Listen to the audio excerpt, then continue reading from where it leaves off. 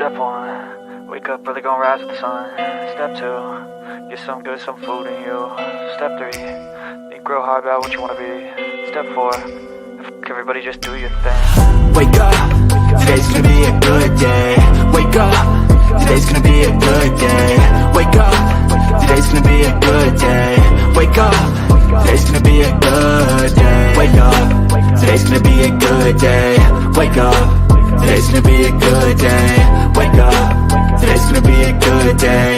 Wake up, today's gonna be a good day. Yo, set your affirmations, aspirations. I got shit to do, the aftermath of preparation. Good food, good mood, blood in circulation. One step at a time, yeah, that's how you make it. Set a goal you control and the steps you take them. I try to pick one thought, have some concentration. And if I make a mistake, it's called education. I try to do this every day, call it replication. Wake up, today's gonna be a good day. Wake up, today's gonna be a good day. Wake up, today's gonna be a good day.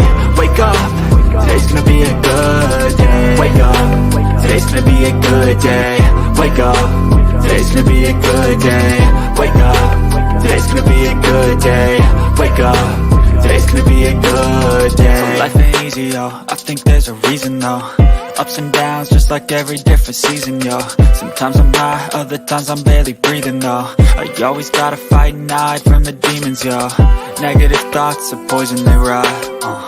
Head full of flies, so here come the clouds. They'll never stop unless I can swap all the bad for the good in my head when I'm lost. Yeah, so I'ma fake it till I make it.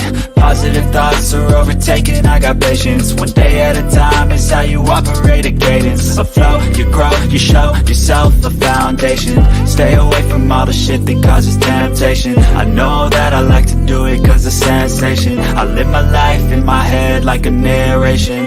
Don't expect greatness, do my best, man, I'll take it. Wake up, today's gonna be a good day.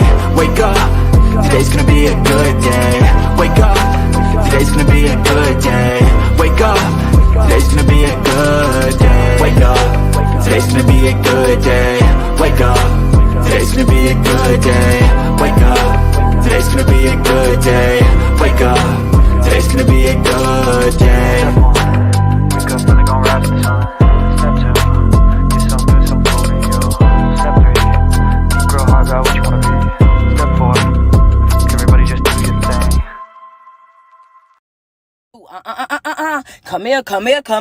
Come here, baby. Look at here, you getting distracted again. Hello, somebody, man. Come on now. You got dreams to chase. You got goals to accomplish. You got some stuff that you got to do. You got some shadow work to be working, baby. I understand that, baby, honey. We got things to do, not no people to impress. Stay focused. That's right. Yeah. We don't care what they thinking, what they feeling, what they talking about. It ain't about impressing them. It ain't about showing out for them. This right here, this personal. Your comeback personal. Your healing personal. Your growth is personal. You got to stay focused. You cannot afford to get distracted. Come on now. Get on back in alignment, baby. Welcome to the Bullhorn Betty Coffee Club.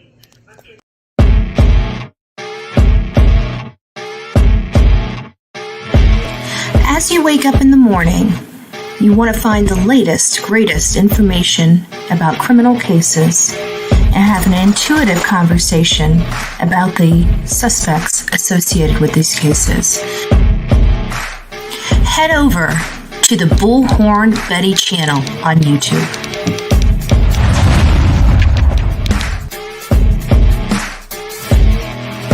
Get breaking news right here on the Bullhorn Betty channel. Welcome to the Bullhorn Betty Coffee Club.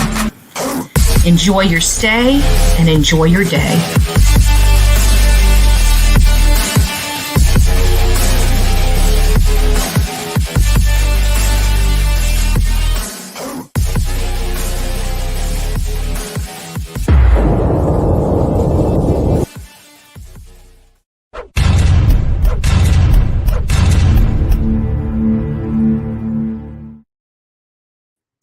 Well, good morning, YouTube. We are in Office number 2. I couldn't do the living room anymore. I didn't clean the finish up the office because I was working in the backyard. And we still have a few more things to do, but we are getting back into the office. It's just that now that everything's out, like I'm wanting to replace the fan. I don't know if you guys remember, but during Ian, water did drip into the fan and it was starting to like not smoke, but you could smell like something burning. So I disconnected the fan. It's on a swag kit, so I just unplugged the plug. But either way, I figured since I've got to move the chain, the swag kit out of the way so it's not behind the camera, I might as well replace the fan. So I figured no need to put the desk back in there because it takes up the whole, like, half of the width of the room. So I'm getting the fan done. And as soon as that fan's done, I'm moving back in. I need a real chair, a real office chair. Good morning, everyone. Miss Stacy, the first to say, hey, everyone. Well, hey, back to you. Brandy, it's nice to see you. Sweet as sugar. Is it true? That's the question. We're going to poll. Is sweet as sugar, sweet as sugar? BM, good morning. Vape King, nice to see you. Sheila, Moonlight Magic. Cranky Pants is in the house. And as every morning, we always ask Cranky Pants, did you wake up on the cranky side of the bed or the happy side of the bed? Kathy, Patricia, Bean Feathers, nice to see you here, love. Second thesis, or is it the, I can't never, but I know what you're saying because it's a verse, 310, good morning. But I can't say it, so I apologize. I have horrible phonics. Jeannie, nice to see you. Justin, love it. Good morning, love bug. Tina, fun size, big, nice to see you. I'm confused. What does all this mean with preliminary hearing being canceled? I can't see your flag, so I have no idea. Is the preliminary hearing canceled? That would be an interesting. I don't think it's canceled yet. It could be. I haven't received. As a matter of fact, let's just go look. As a matter of fact, let me see. Did it get canceled? I didn't see that it got canceled. Let me just look. We will find out. Give me just a second, and then I'll go back in. But you made me curious.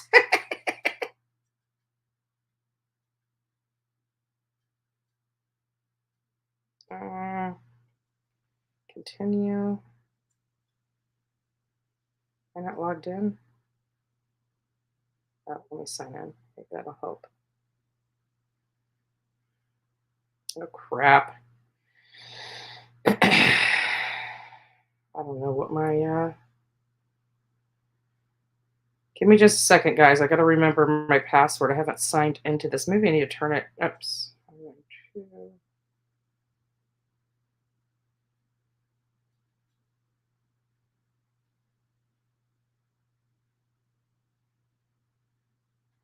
Oh.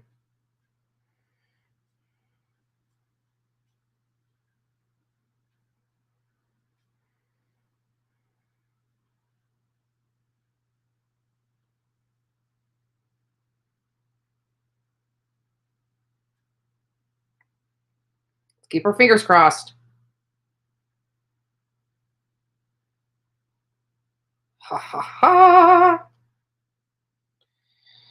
Okay, so let me go continue now that I'm signed in. I got messages here.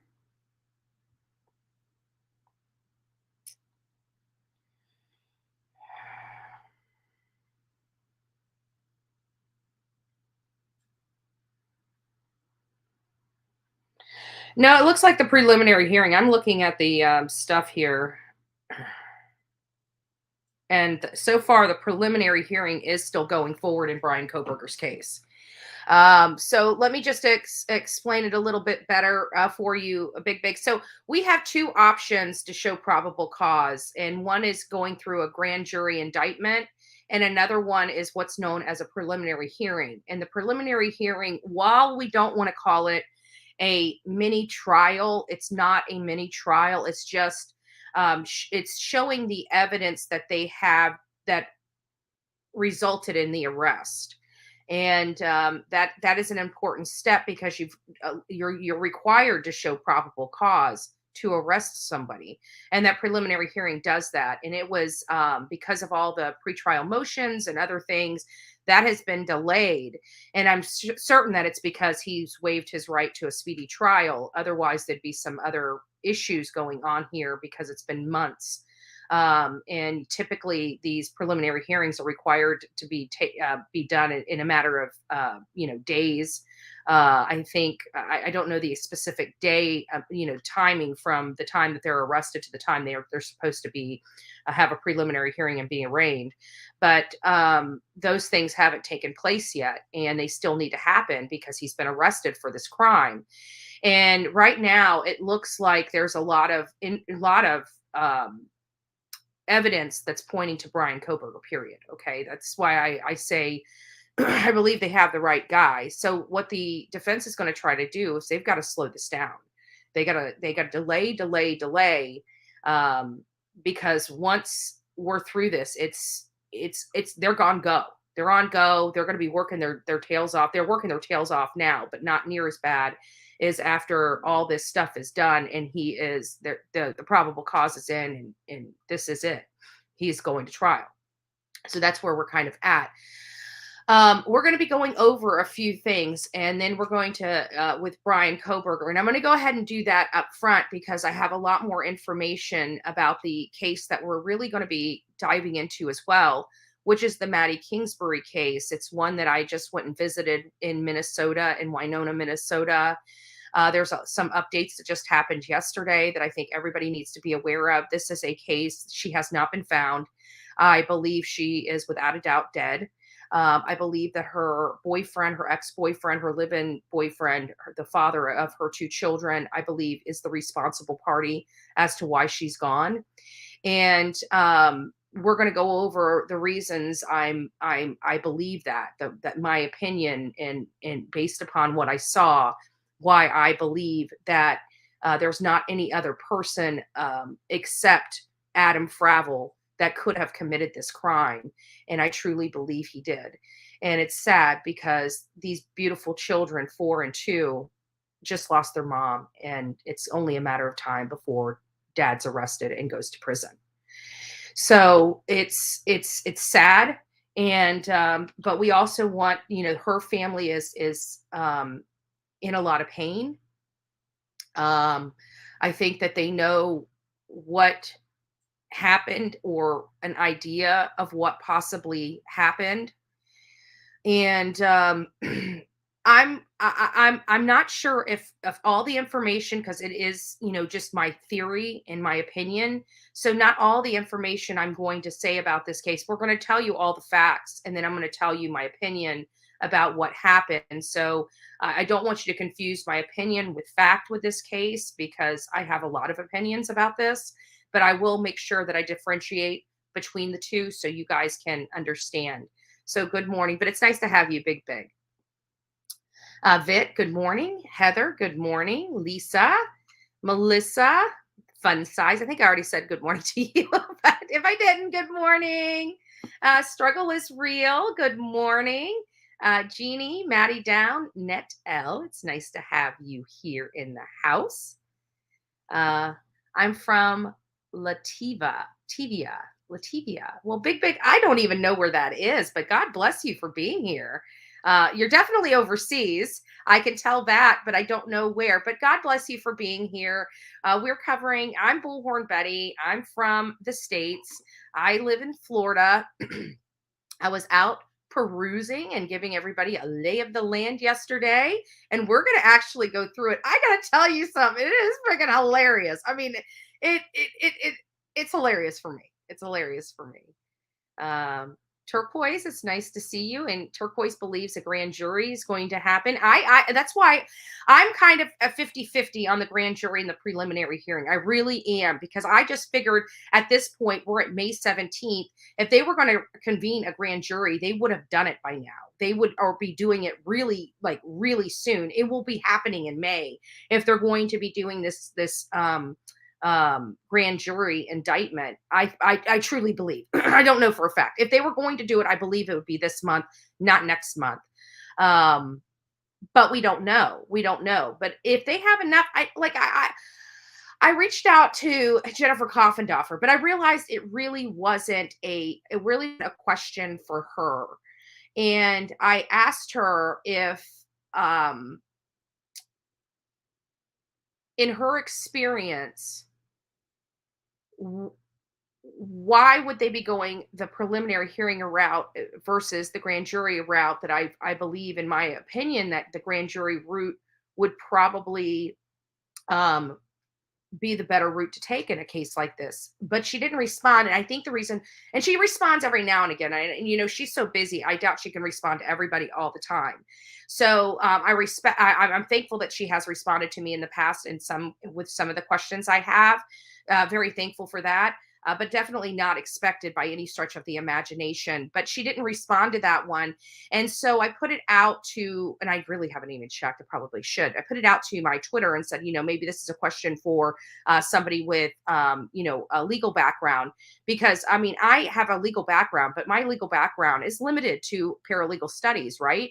So I only know how to prepare. I know how to do legal research when I have the right tools in front of me. But it's still, you know, the issue here is that the attorneys, you know, even all the work that I do behind the scenes when I was working for the attorneys, that all had to be previewed by the attorneys. And believe me, my work, you know, they redlined work that I did because it's not, you know, it's somebody else's work and they need to make it their own. So there was always modifications depending on the attorneys that you were dealing with. But I've got to say that these attorneys, well, let me just leave it there for just a second. Let me get through some more of these. But the attorneys that I work for, let me just put it like this. It just seems like they would go for the path of least resistance. Obviously, they're getting a lot of resistance with the preliminary hearing, and they would want to make sure that indictment is secure. So I don't know why they're doing like a 5-day preliminary hearing. I've never heard of such a thing. That is the longest preliminary hearing I think I've ever heard of. I'm not saying that they don't happen. But it's the longest one I personally have heard of, and most likely will be personally involved with, because I'm going to be flying out there if this preliminary hearing goes forward. But to me, it seems like this grand jury. But that's what I asked her, you know, and I was asking my audience if if there was an attorney in there, because, you know, like I said, I'm limited in certain things. And not only that, but with attorneys, it's theory, right? So everybody has their opinion. We have the opposing opinion and our opinion. So there's always opinions, and that's why there's always a judge to preside over it, because you're going to have one way, another way, and you've got to have a non-biased third party that oversees those arguments and sees if they have, you know, if they're sufficient. A lot of the arguments, like I'm going back and reading a lot of the stuff for the non-dissemination order and the laws associated with it. And so, like, even the case law, if you got case law for and against everything, you know, and you've got to present it and argue it, and hopefully the best argument wins. That's kind of how it works.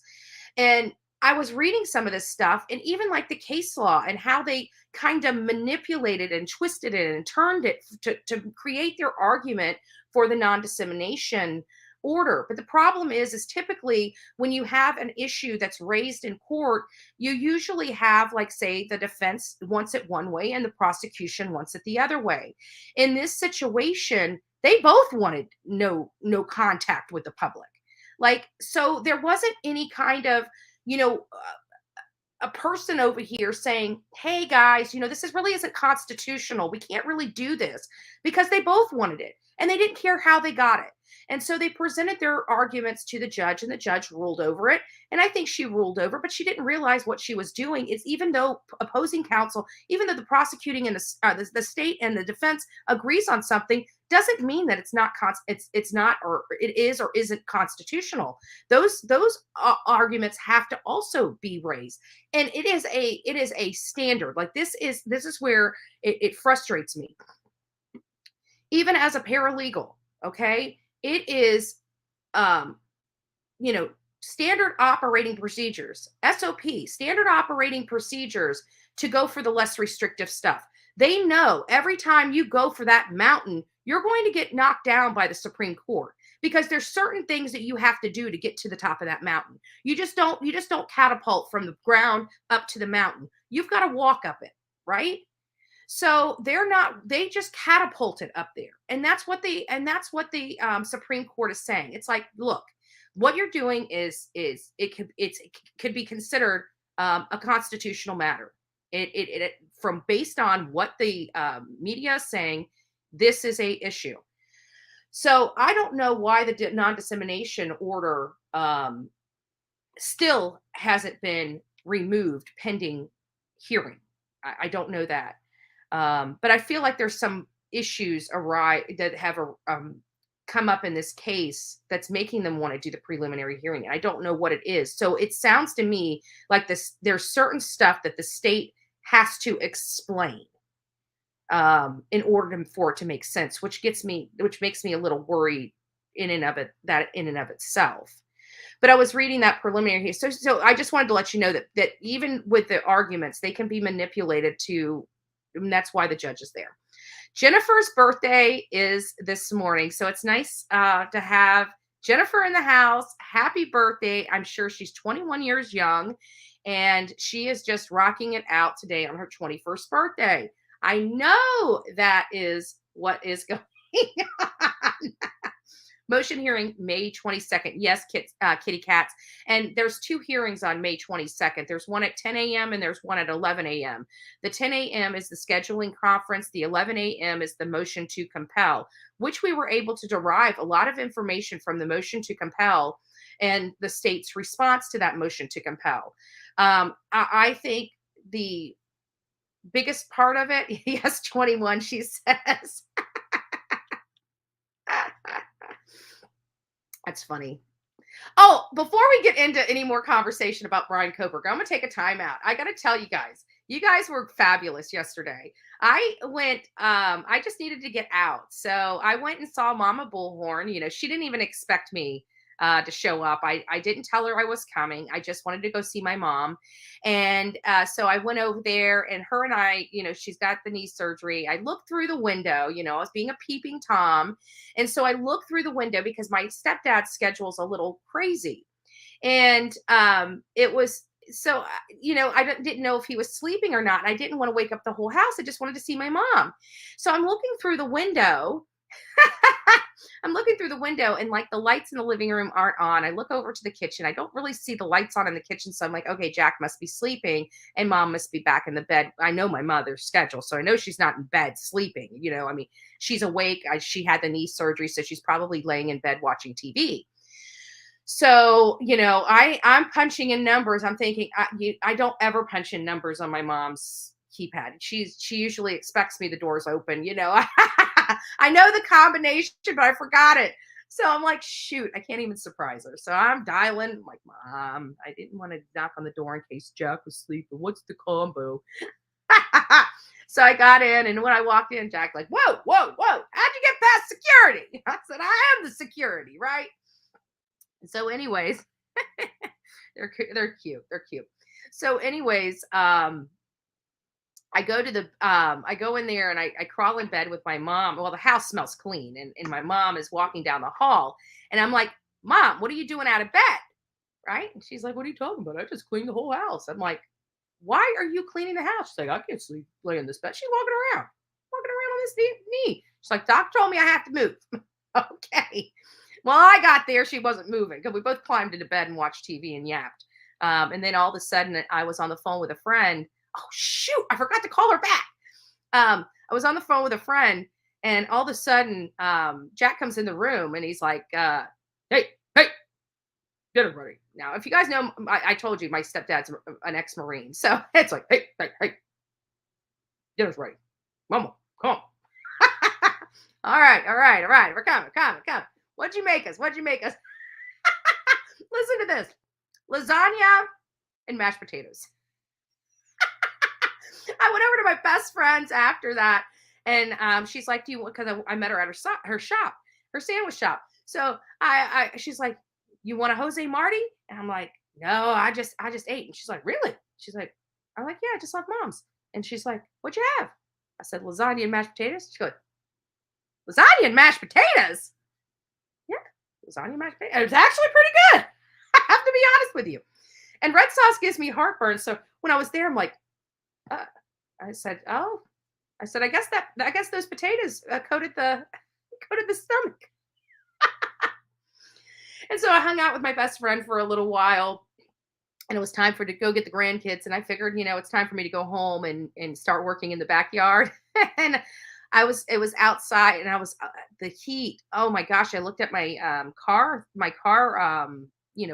thermometer, and it was really high. And I'm like, there's no way I'm working in the backyard in this heat. I might as well let the sun go down a little bit. So I went out on the island and decided to get some rays and put my feet in the water. And I thought, well, what the heck, bring you guys along, right?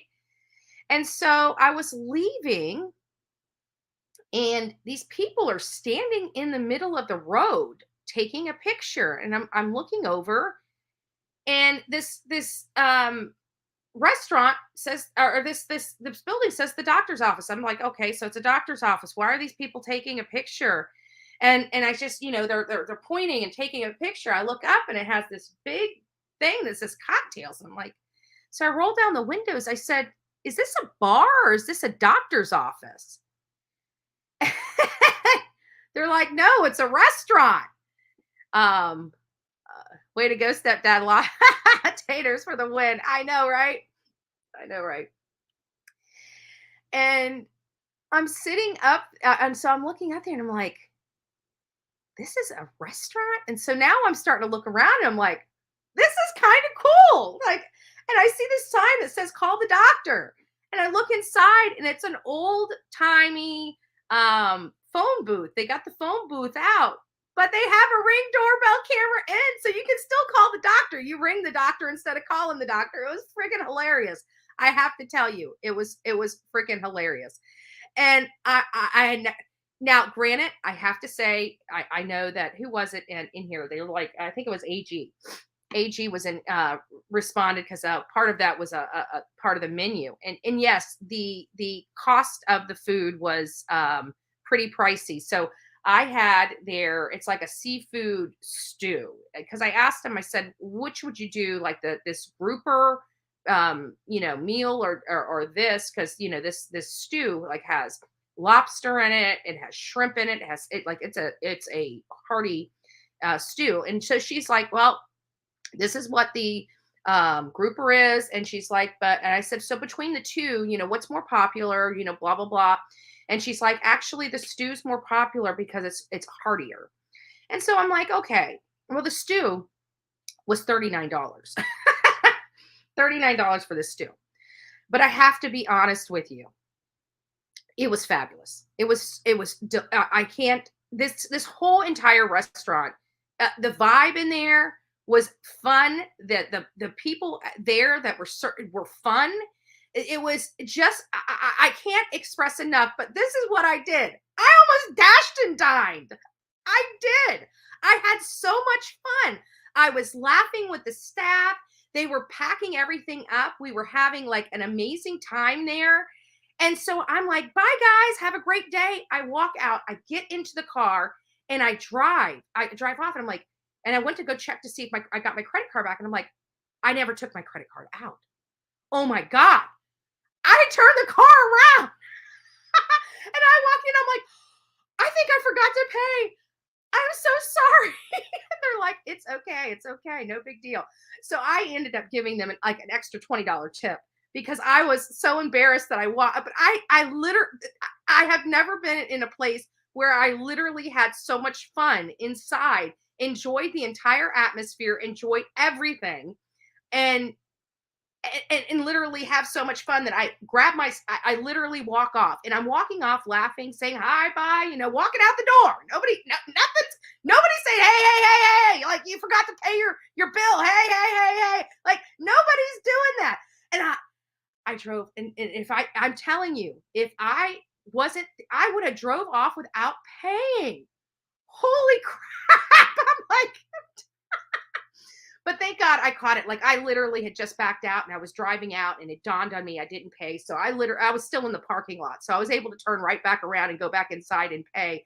But I have to tell you, but I'm not lying. That place was, if anybody is in the on the islands, in Bradenton, in Sarasota, if you want a unique place to go for dinner, maybe you're in Clearwater and you're sick of Clearwater dining, you know.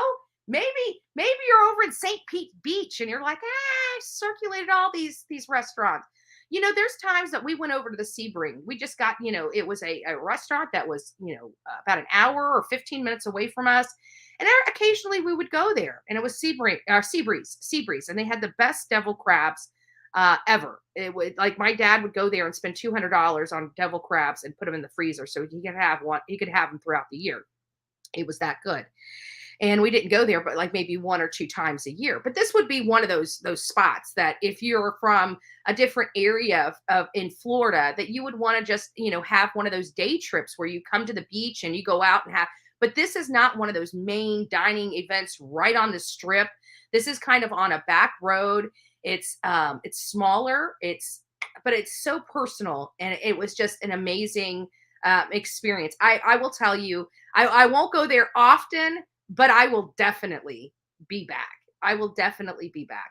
And with that in mind, you know, I'm going to show you guys the video, because for those that didn't get to see it, I'm sure everybody did. But for those that did not get to see the video, you're going to see it.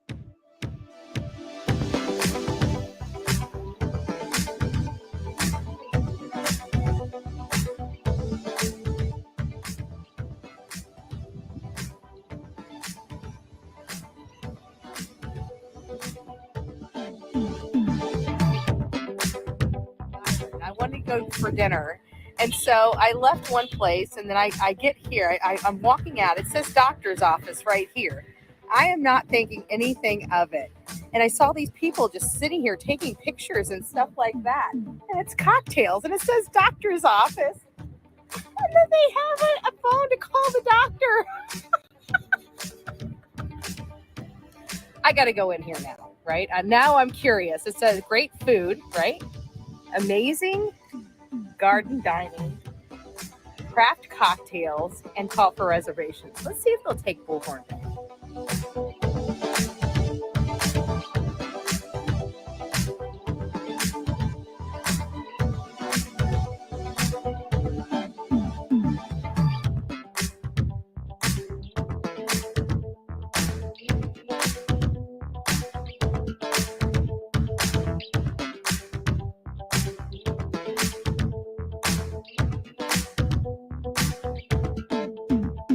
That's that stew right there. That's that stew right there. So there you have it. It was pretty cool. I have to be honest with you. And that little shot glass that I took a picture of, that was a like when you walk in, there's those potato chips, like they have them on every table. Like they're like a free little snack that you get when you walk in. And that little thing, it was one of those, you know, the little church things that, like the little church cups that they give you for like communion, those little, you know, cups. Well, that's what it was, but it was a pineapple. I guess it was one of they wanted people to try it. And it was a little pineapple and rum shot or something like that. And I was like, oh, that's, you know, it was fresh. Like it was fresh pine, like you could feel like the pineapple pulp in it. It was like it was just a little thing. But you know, I did that because I wanted to, you know, that's what you do. I wanted to taste it. And it was really, really, really good. But that stew, I couldn't finish it. And they had fresh bread. Oh, I swear, I died and went to heaven. What was the drink you're having with the stew? I can't remember the name of it. It was a because I was like that little shot. I'm like, this is really good. I said, is this? And I was reading the menu. I said, is this? That drink was like $16. I only ordered one. It was delicious. It was a like a pineapple-y. It was just, I don't know. It was really, really good. It was really good.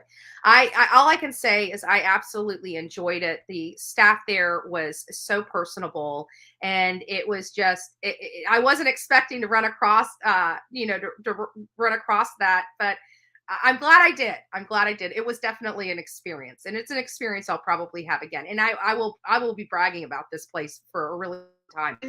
I have lived here. I have lived here my entire life and didn't even know that that place existed. My silent mode is on. That means it was one of my favorites. That was my BFF. She accidentally butt dialed me. And I know she butt dialed me because as soon as it rang, she hung up. She probably knows I'm live. Multiple people are reporting a grand jury has been held and the preliminary hearing has been canceled. Let's check. I hope.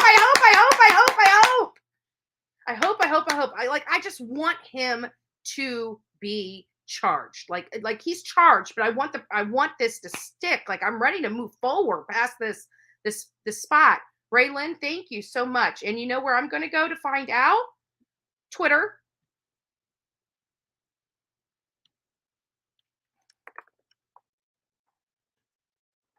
But I'm on a system that notifies me. I'm on a system that notifies me when anything is canceled. Yes, Jennifer Coffendorfer. Pull this up. Give me just a second, guys. Good job. Good job. Good job. So here it is. Yes, Jennifer is screaming, hallelujah, hallelujah. Indicted by secret grand jury. What we've been talking about for months happened. No preliminary hearing. We will break it down on Morning America. Here it is. As of right now, the May 22nd are public. We shall see if that is altered. So we do know about that. But it does sound like, guys, it does sound like, and this is what we have been talking about. We've been talking about to our audience about this very, thank you, Raylan, for that information. I appreciate it. And the other person that came in here and stated it first, I appreciate that as well. Thank you guys for keeping us updated here. So that's good news. That is amazing news.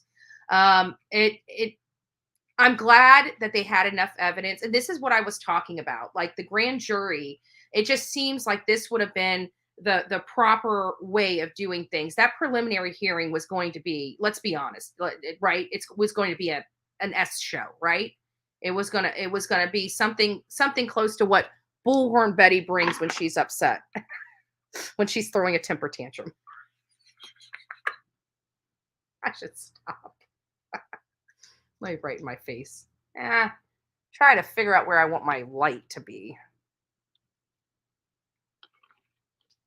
There. I think that's a little better.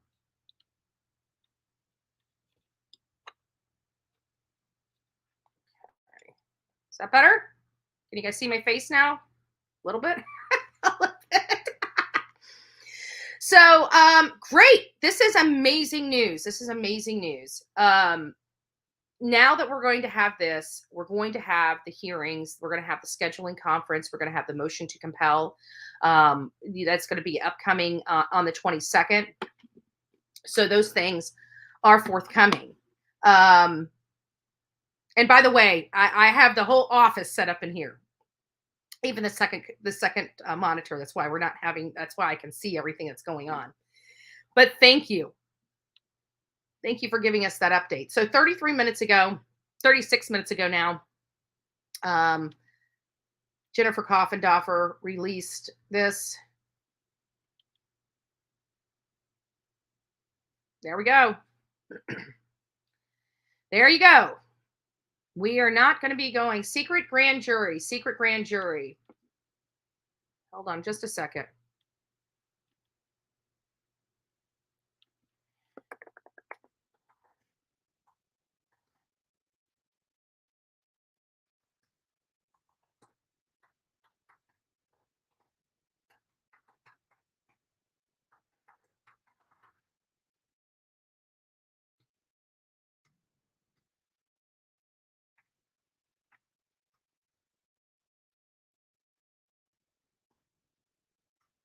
Hold on, guys. I'm almost done.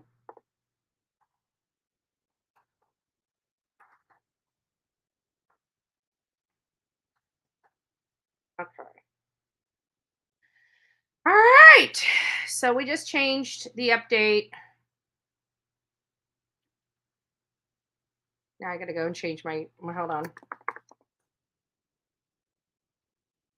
They'll do this real time. We'll do this real time. Let me make a copy of this. Hold on a second. Let me duplicate this one because I like this one. Sometimes I like make copy. There we go. Sometimes I like certain thumbnails that I do. Sometimes I don't.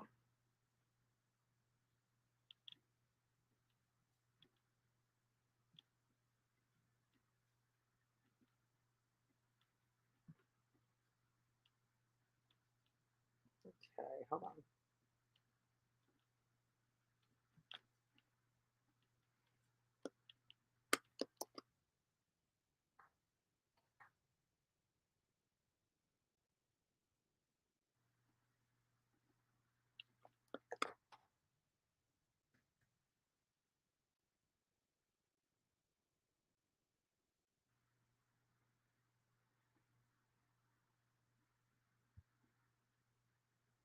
Okay.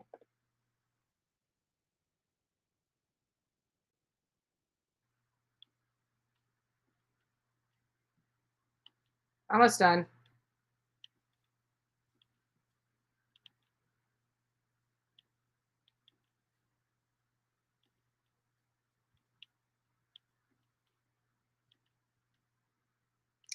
I don't know if I like that. I don't know if I like how that looks. Hold on a second, guys. I'm trying to update my thumbnail because some breaking information is coming in. And I don't know if I like this. Let's see if we'll do effects. Black.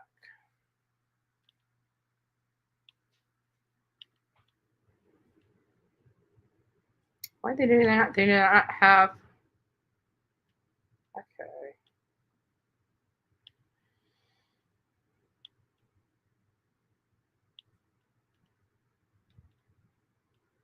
Give me just a second. Almost done. Almost done. Almost done. Almost done. Almost done. Almost done. This stuff's not easy. Not easy.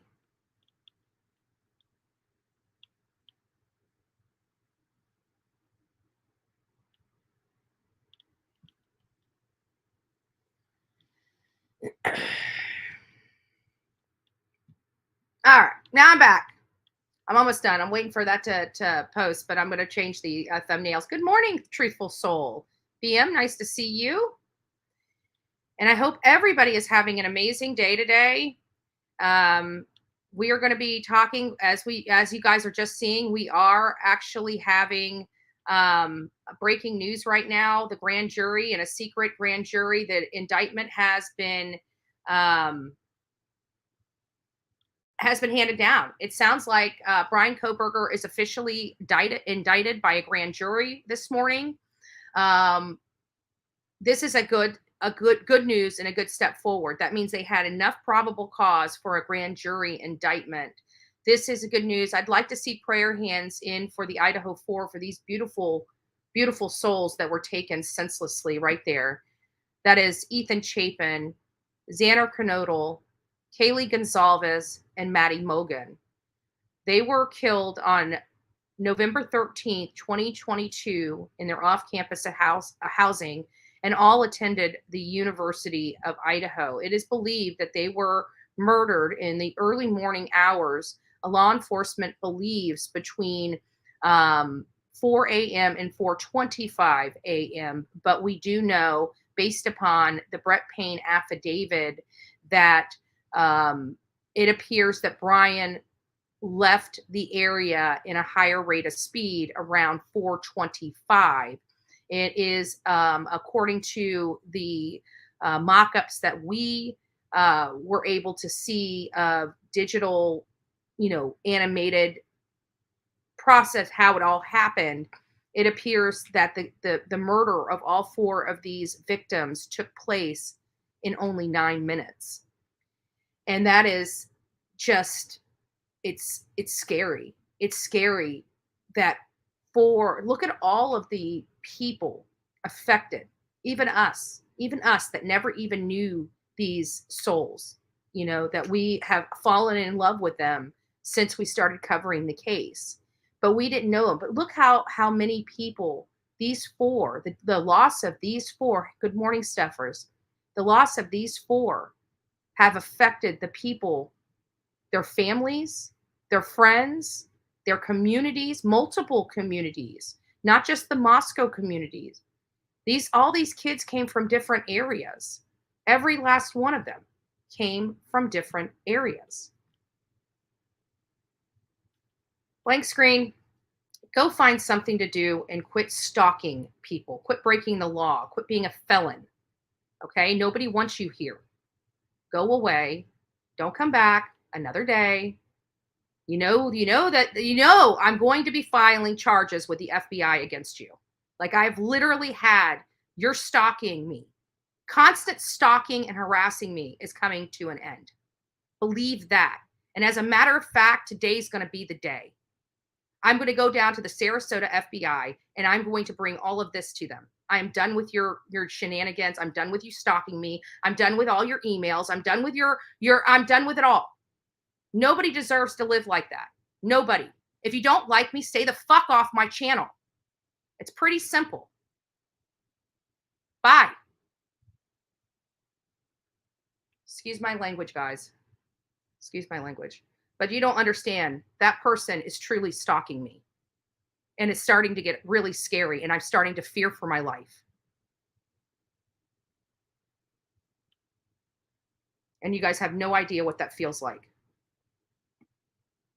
So I'm done. I'm going to the sheriff's department today. I will record it all. I'm done. Yeah, I'm sorry, guys. And I don't mean to cuss, but I'm tired of being, I'm a human being. I don't deserve to be stalked and harassed, for two years. 2 years. And this person is getting more and more out of control. They literally post about me every day. They think of me morning, noon, and night. They are mentally ill. I don't know who they are, but they are severely mentally ill, and I don't deserve it. And I'm not going to stay quiet. I'm not going to act like it's not going on. We all have seen it going on here. And I actually, as a matter of fact, I think it's time for us to all start writing. I'll get you guys. I want to screen capture everything. I want the URLs for that blank screen. We're going to start writing the legal department at YouTube as well. I've absolutely had it. I don't care who they are. They deserve to be in jail. Instead of you worrying about me and what I'm doing, why don't you worry about the crimes you are committing and actively committing?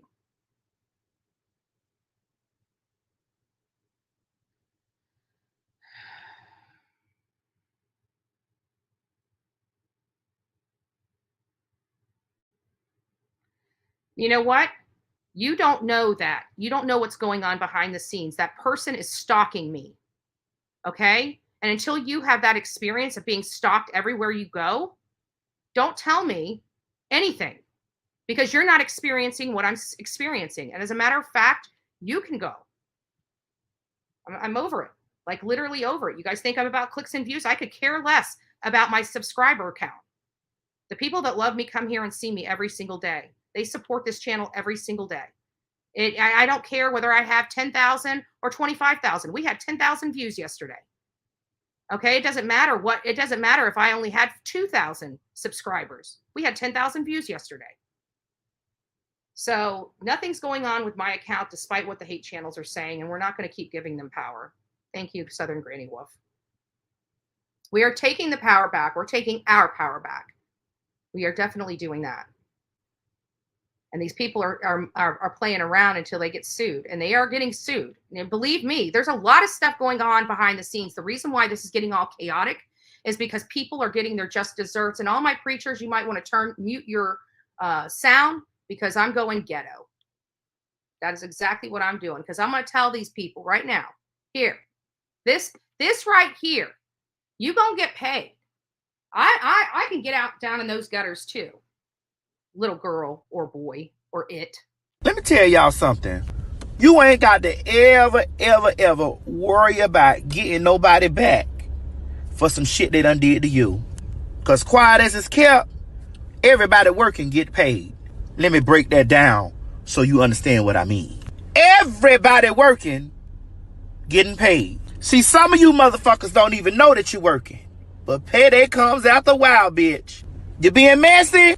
You're working. You gossiping about people? You're working. You stealing, lying, cheating, or just all around doing some fuck shit?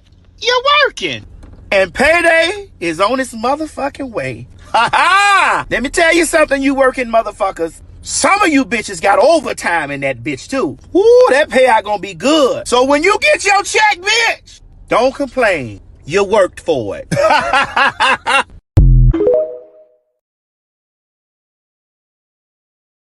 I'm seriously like over the BS. Like seriously over it. You have reached the Tampa field office of the Federal Bureau of Investigation. If this is an emergency, please hang up now and dial 911. Please listen carefully to our menu. If you are a law enforcement officer or are calling to report a bank robbery or kidnapping, press 1 now. If you are calling for media information, press 2 now. To file a complaint, report a possible federal crime or suspicious activity, please press 3 now. Your call is being transferred. Please wait on the line. Hello. Thank you for calling the FBI. This is not a 911 service for taking emergency calls. For emergencies, please call 911. Si usted desea escuchar este mensaje en español, por favor oprima el número 1. If you or someone you know are having thoughts of suicide, experiencing a mental health crisis, or seeking mental health resources, press 1.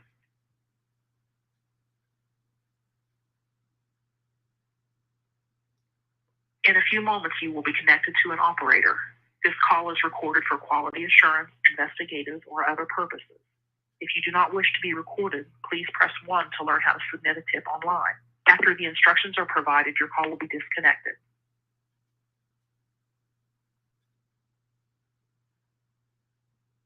Some states have passed red flag laws that restrict individuals from having firearms based on the belief they are a danger to themselves or others. Your local law enforcement agency may have more information on these laws. During this call, you will be asked to provide identifying information about yourself and or the persons about whom you are calling. We use this information to assist in investigating your tip. You do not have to provide your name or other personal information. However, the lack of information may delay or hurt our ability to investigate your tip. Any information you can provide may be used for authorized purposes. To report a tip on an FBI case currently highlighted in the news, press 1. To report a tip about a threat to human life, serious bodily injury, significant violent action, or threats to national security, press 2. To report suspicious email, hacked email, internet scams, or ID theft, press 3. To report mortgage fraud, press 4. To report telemarketing fraud, gift card fraud, identity theft, or unfair or fraudulent business practices, press 5. If you're calling about any other issue, press 6. To repeat this menu, please provide the zip code of the area you are calling from now.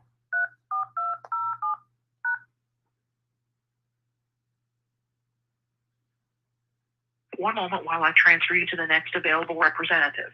Your call will now be recorded.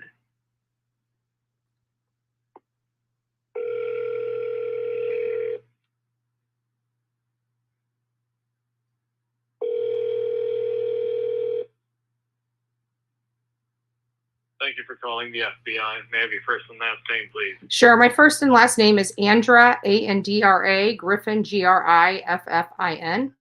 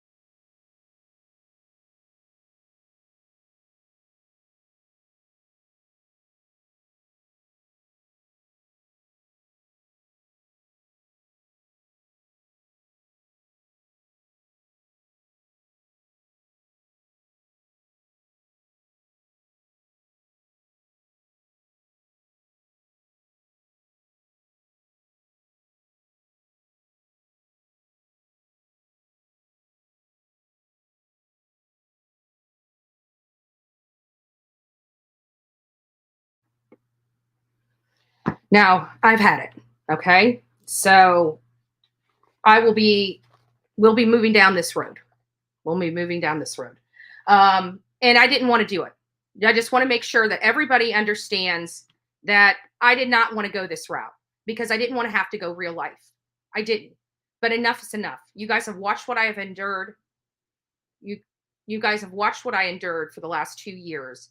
And I don't have to put up with this. And you know what he just said? He's just told me you did the right thing in making the first step in reaching out to us. That's what he just told me. So I'm done. I'm literally freaking done. You know? And I don't know what else to say. I don't do this to other people. Me covering true crime and going around this country isn't affecting anybody else. It's not affecting them. We're not over there on their channels causing havoc. We're not stalking them. We're not sending people literally out to their locations.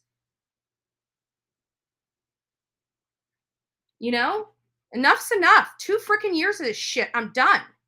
You get it? I'm done. Leave me the hell alone. Quit reaching out to me. Quit stalking me. Quit being obsessed with me. Move on with your life. 2 years. I'm done.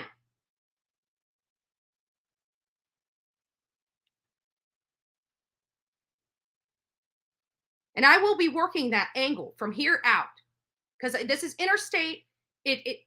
Local police aren't going to be able to help. I'm going to find somebody that's going to be able to help me. I'm tired of living like a hermit under a rock because of these animals out there. I don't deserve it. I'm not going to deal with it. Thank God there's other creators out there taking these animals to court. Keep stalking me.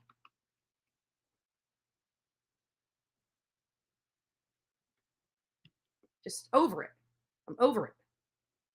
Yesterday was like literally the first day that I have been out in my community in over a year.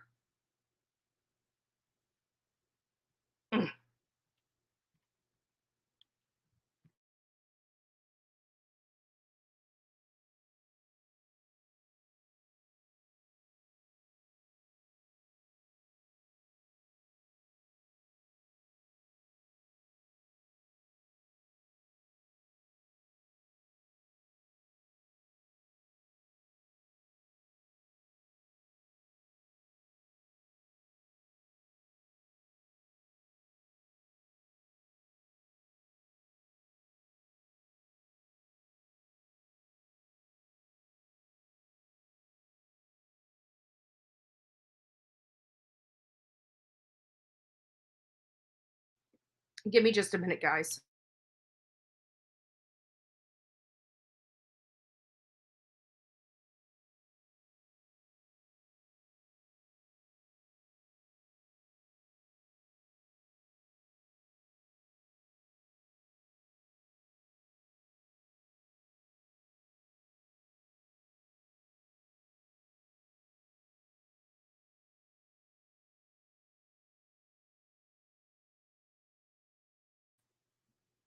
Okay. All right. Now that we're back, but you know what? I'm done. I'm done.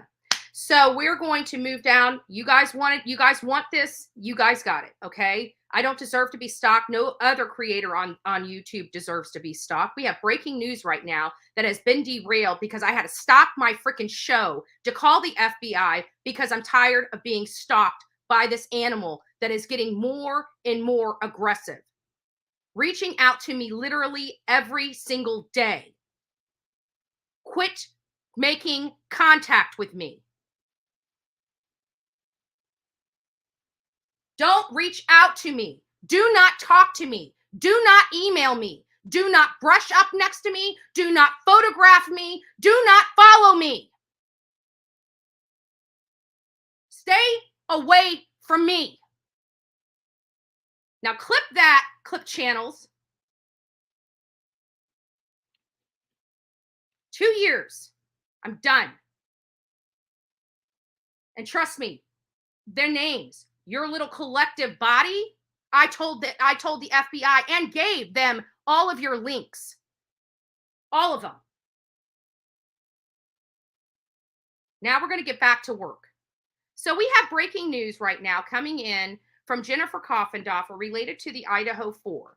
The Idaho 4 is four University of Idaho college students that were murdered in their off-campus housing in the early morning hours of November 13th, 2022. We have been desperately waiting for the preliminary hearing to come about. We've been blocked a lot from the judge in this matter of this public hearing, where she has been having secret hearings behind the scenes and not in the light of the public, even though this is a public hearing, a public trial, a public.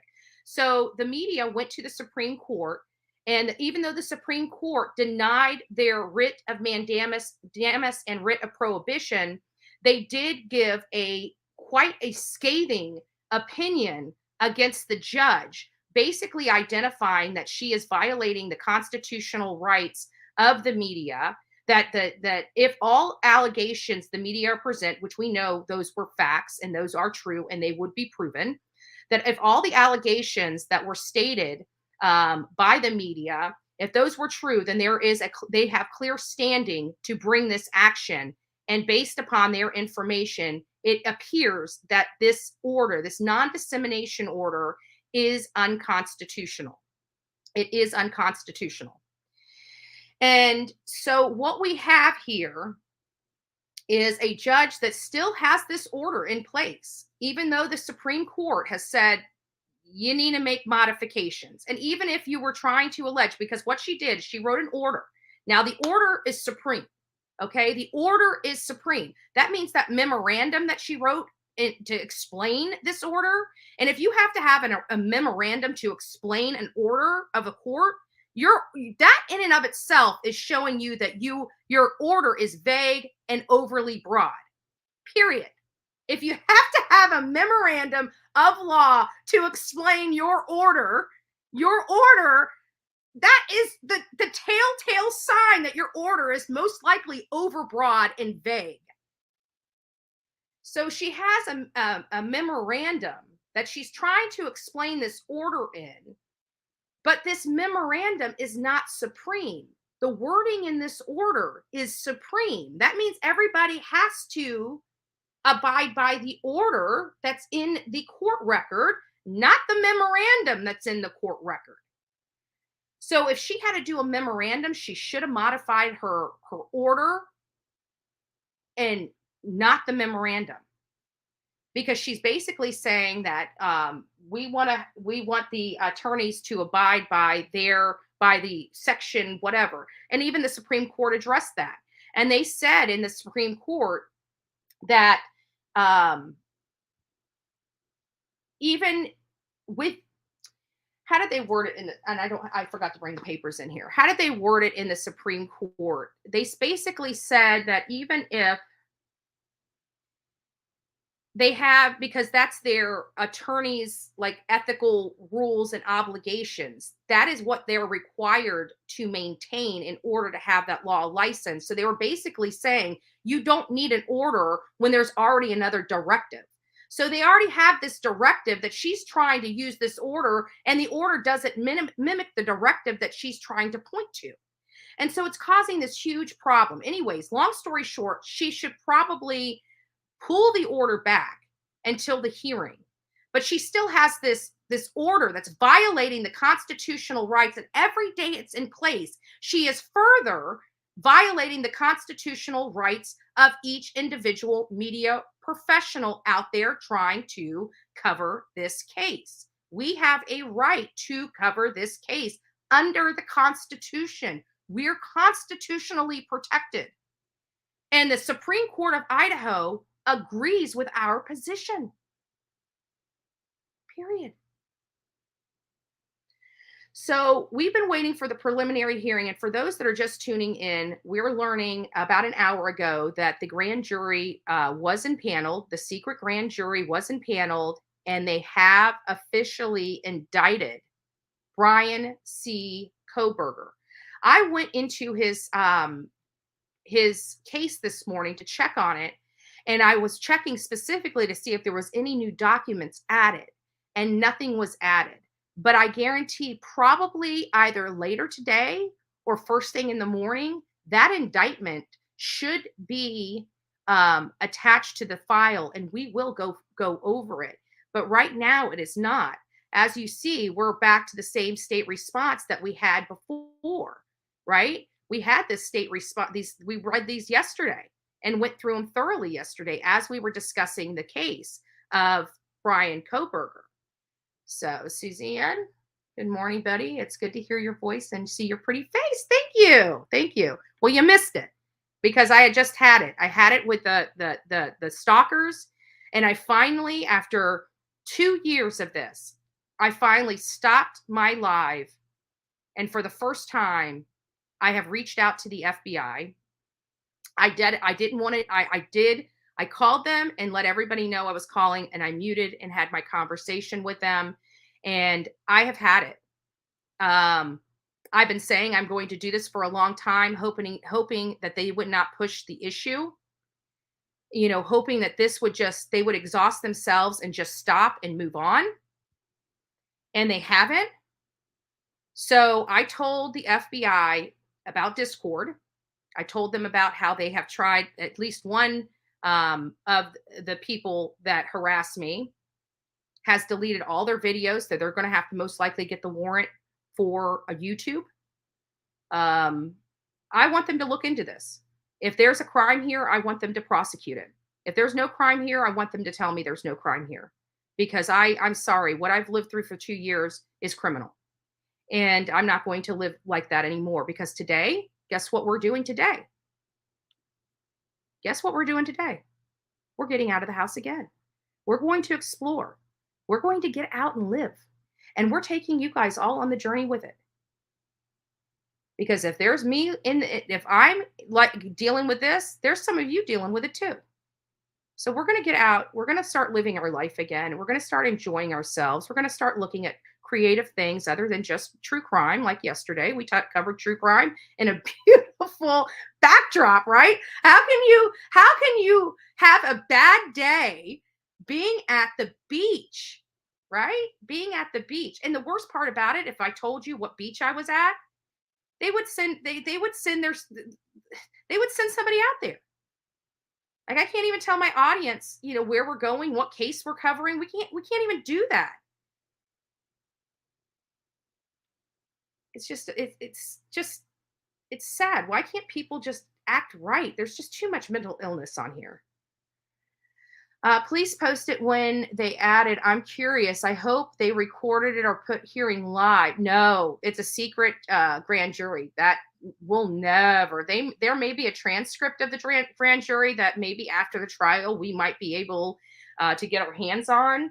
But it's a secret. It's a secret process for a reason. But I told you starting out this morning, before we ever even heard, I said, this is secret. We're not going to know about it. But what did I say? If it was going to happen, it would happen. Like, by now, it should be happening. Remember, I just said, like, the grand jury should be going on, like, right now. If they haven't ordered the grand jury yet, then we're going to the preliminary hearing. And then, like, literally 20 minutes or 30 minutes after I made that assessment, we get a thing that the secret grand jury wasn't paneled. So I told you it was going to, if they were doing the grand jury, it's going to be in May. It's going to be in May. And I actually think I said middle of May when we were discussing it before a couple weeks ago. So we're good. This is good. And not only that,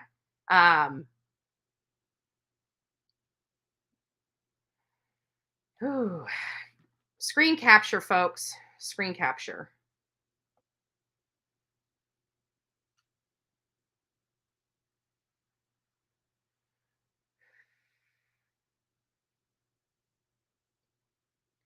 There's one big Betty, get back out there. Don't let them stop you. Oh, no, we're not. And we're going to do, like, I was even thinking, like, today, I'm going to be doing some research because we got to get on with Maddie Kingsbury too. Maddie Kingsbury I just left Minnesota, and I left Minnesota, and what was it? It was this Maddie Kingsbury case is, like, really sad. But it's the story behind it. It's that whole 3.5-hour window that Adam Fravel disappeared. And listen to this, guys. Well, he went to court to try to get the kids back. He went to court to try to get the kids back. Let me gloss over this. We'll double back down to Brian Kohberger in just a second. A lot of the stuff we had already went over anyways. Oh, and we're going to talk about the DNA. Let me finish up the DNA discussion right now before we move on to Maddie Kingsbury.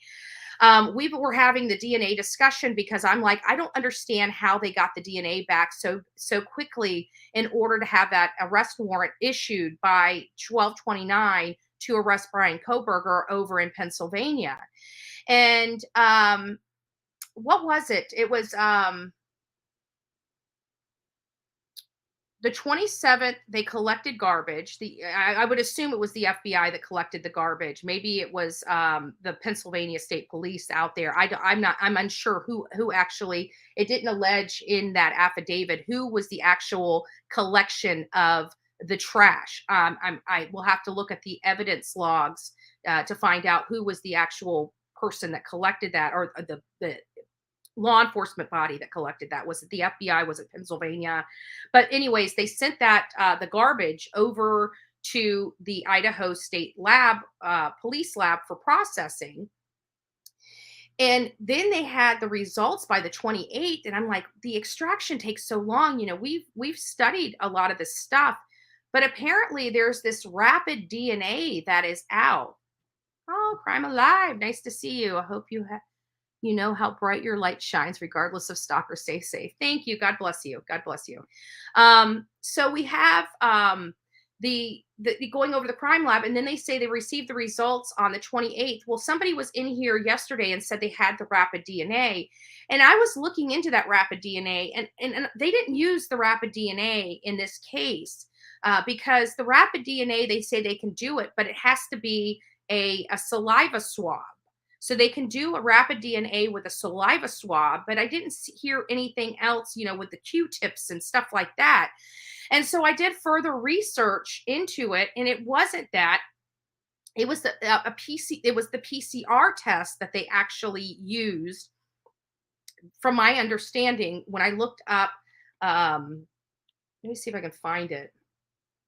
Is it on this one? When I looked up the DNA stuff, oh, it's on this one here. Let me get over here. So here, let me just show you these tabs. So as you can see, I was actually doing research on DNA. You know, does Idaho State crime labs use rapid DNA testing? And so it goes on through here about what they use for testing and stuff like that. So, and there is such a thing as rapid DNA testing, but rapid DNA testing is with a mouth swab, and they didn't have a mouth swab.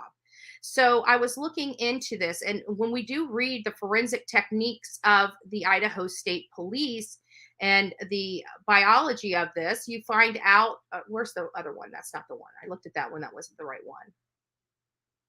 Anyways, in here, when I was reading it, it said that they use this thing called a PCR test. And this is what I found out. With a PCR test, you can have your results as early as 24 hours. But guess what they identify as being the primary reason for it taking so long? Depending on how long it takes the sample to reach the laboratory. So was this stuff overnighted on the 28th? Because if it takes 24 hours for a sampling to go through the process, would they have had it back? You know, and again, is this rapid testing, could it have been used for some of those other swabs other than saliva swabs? According to what I'm reading here, that rapid test is predominantly for saliva swabs. So again, I don't know whether they use this rapid DNA test or whether they use the PCR test, but either way, both of those provide results much sooner than what we have been accustomed to in the past. So in it, that the person that came here and talked about he was biology, there's new methods and stuff like that out there, was actually correct, but I still don't believe that they used the rapid DNA for the testing in a state lab. I could be wrong. Again, it is, you know, I'm I don't know. We're speculating here, but to me, it seems like they may have been more in line with the PCR test. It's what we've heard in many trials about how the processing of these DNA and the PCR and stuff like that. However, like in the Alec Murdaugh, it took them days. Maybe it's multiple strands. Maybe that's what it had to do with. I don't know, but there are shorter methods for collection. And from my understanding is the PCR test is kind of the standard for laboratories, state laboratories. So I'm going to give my opinion that I don't believe it was the rapid DNA, but rather the PCR. The PCR, it would have been cutting close, but I believe that they would have had the results. And that affidavit was signed on the 29th, but they said they received the results by the 28th. And it just to let you know, it is possible for that to have happened without having any problems with the affidavit.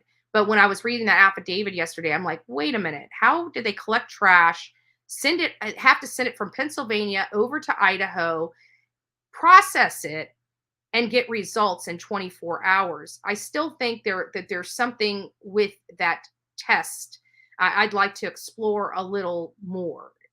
I wonder what evidence would have been presented at the grand jury. Wouldn't it have been much more than what? Yes. Wood Fairy, yes. I'm glad you brought that up. You are absolutely correct in that. They would have, this would have been where they presented what they have so far. They would, with the grand jury, I don't think that they would have skimped on details because they have to lay the foundation for the arrest. It's the probable cause. And if they have no probable cause, Brian Kohberger goes free. And when I read the Brett Payne affidavit from the very, very beginning of that affidavit, I did say that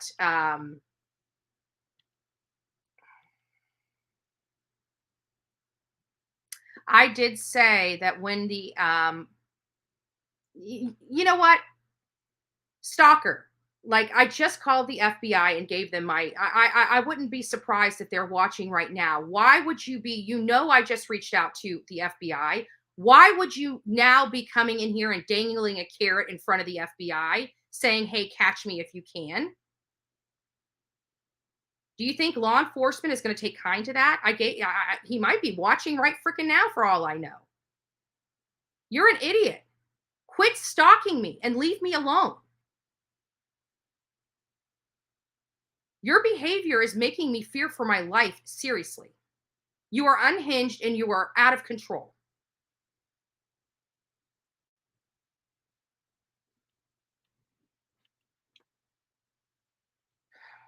These people, like, do they think it's a joke? Like, how stupid can you be?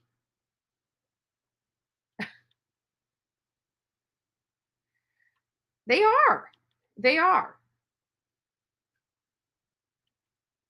And they're not going to stop the live. We're going to still go forward. And not only that, because of their chaos, we've got 519 people in the chat. They're idiots. And now I have a bigger, this is just stupid. This is just stupid. Just leave me alone. Like, seriously, leave me alone.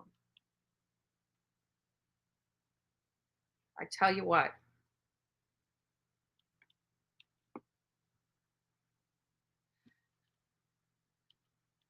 What? You got the flu? I was out all day yesterday, and we're going to be out today as well, because when the live ends, it's going to be too hot for me to work in the yard. I've got to get the backyard cleaned up. I'm taking the fences out. I've got to level the yard because the dog's pen that was back there is kind of falling over since the last hurricane. I'm trying to interrupt your live. It's okay. What does it say? They're trying to interrupt your live. It's okay. Yeah, they're trying to. But see, it's. So what we'll do is we'll move over to Maddie Kingsbury. That's what we'll end up doing. We go over to Maddie Kingsbury because I want you guys to see this. There was one guy that was there at the hearing where Adam Fravel went in, and I actually, let me put this up for you guys. And I actually reached out to him and just told him thank you for being there for Maddie. Is this the one?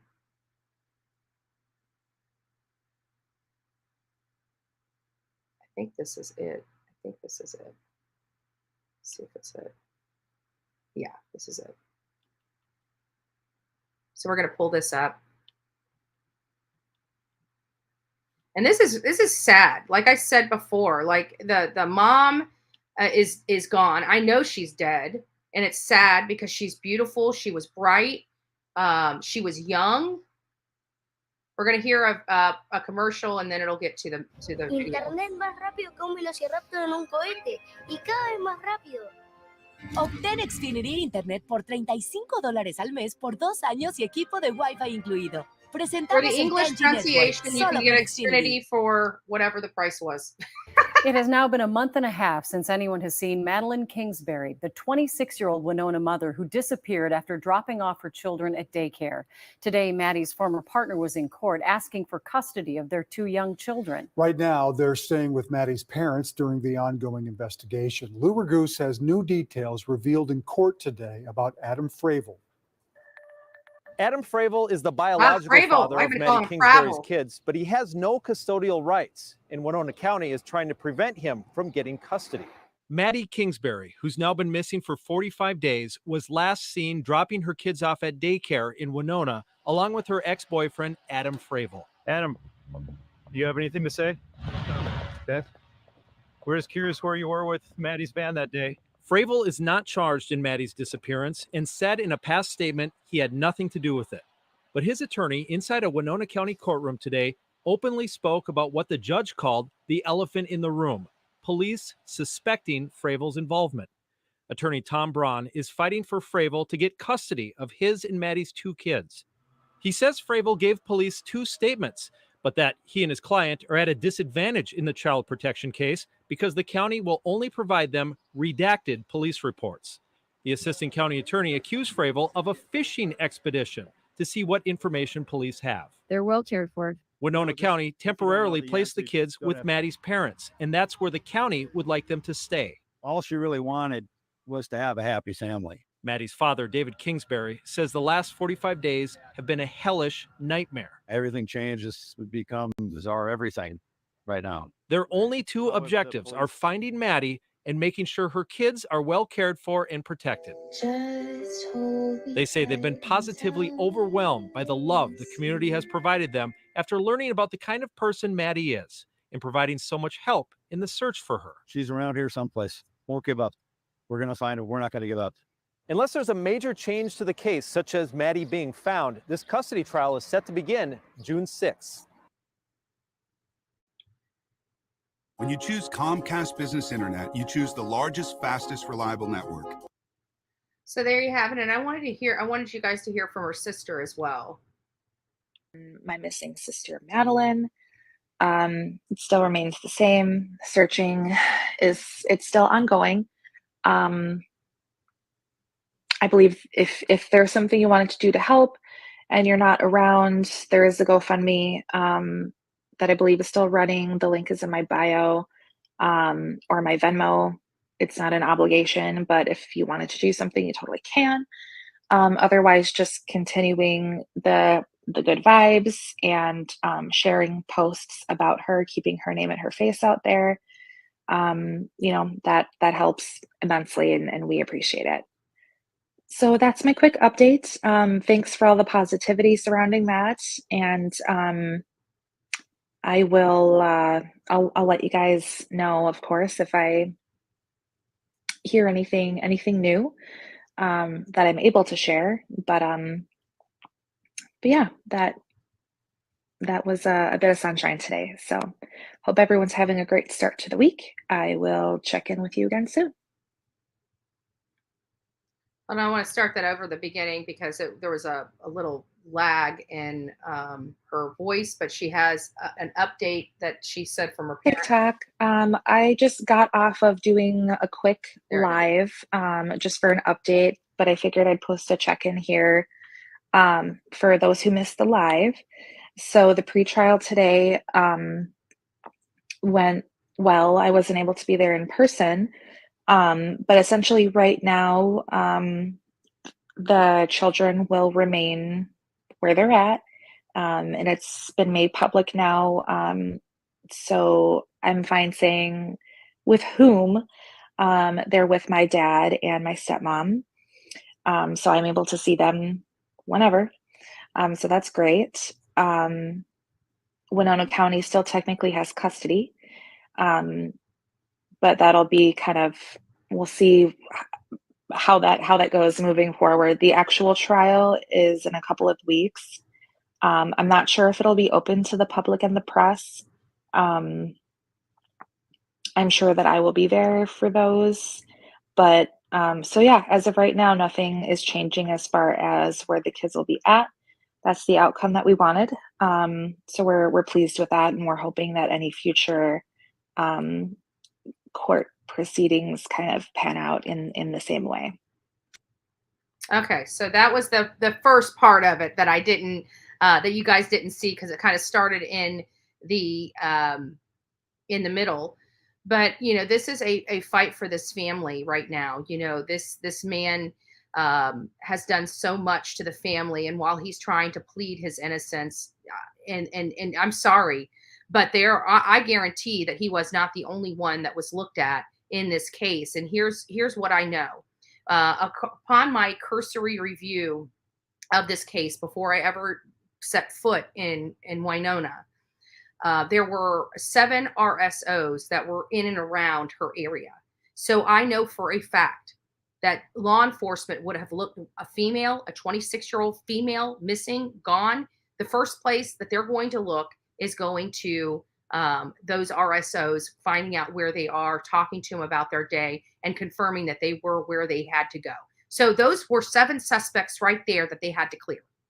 And there's more if you go further out. I was just talking about, within, I can't even remember what my radius was for Winona. It might have been the entire county. It might have just been within a 2-mile radius or a half a mile radius from her home. I'm not quite sure. Yeah, again, I'm not quite sure how I did that, but when I did, because I did that weeks ago. And what I can say is that there were 7 out there that I could identify. So I know that they looked at other people. The idea that they just honed in on this father is ridiculous.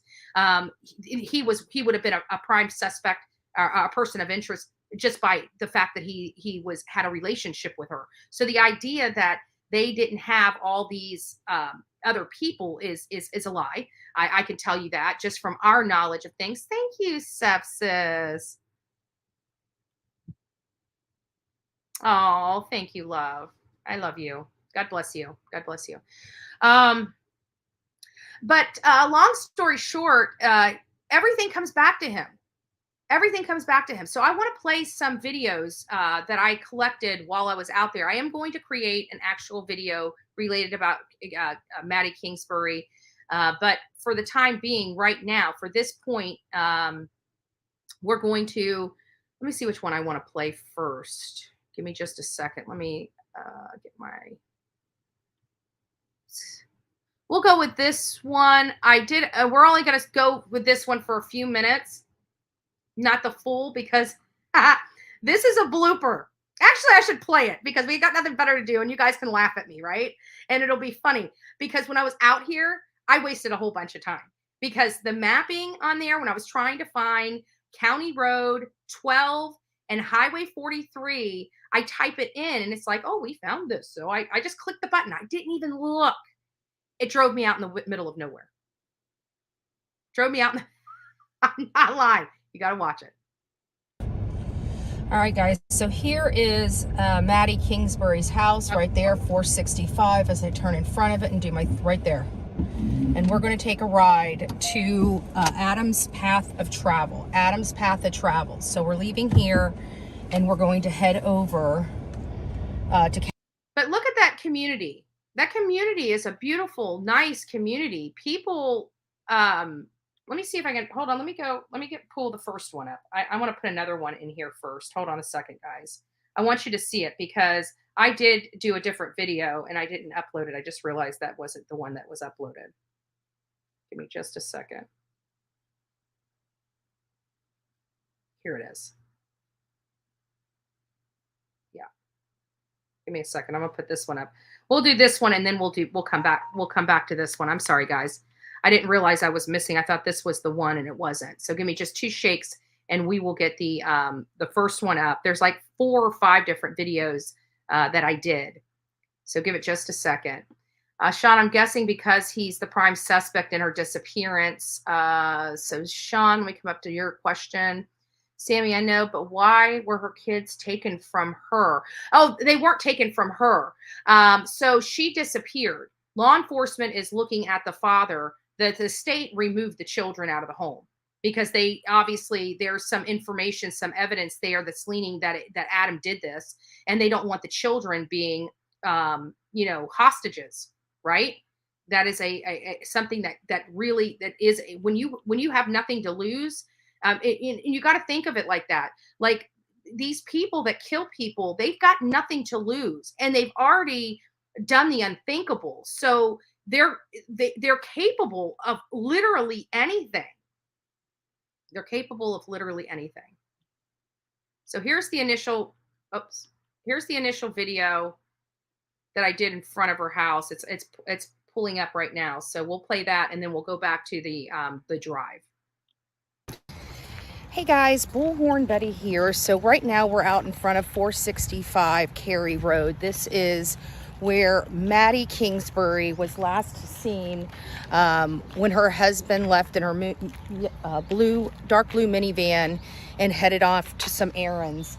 She has not yet been found. So if you guys are not familiar with this, Madeline Kingsbury lived in this property right behind me, and it was reported that around 8:15 in the morning she went to drop her children off with her husband or her boyfriend. We're still a little unfamiliar with that, but I don't believe that they were lawfully it's her married. Boyfriend.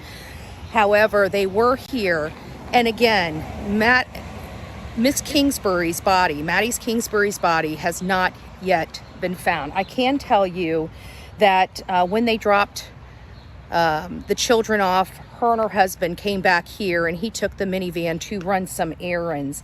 She works from home. She works as a clinical research professional for the Mayo Clinic. And again, she's been missing since March 31st of this year. And so far, they have not found anything related to where she could be located. It is a little concerning because Adam was gone from the residence for so long in her minivan, and she had been missing all day, and it took them a while before they reached out to law enforcement and notified them of her missing. He arrived back here around 1:30 that afternoon on March 31st, 2023.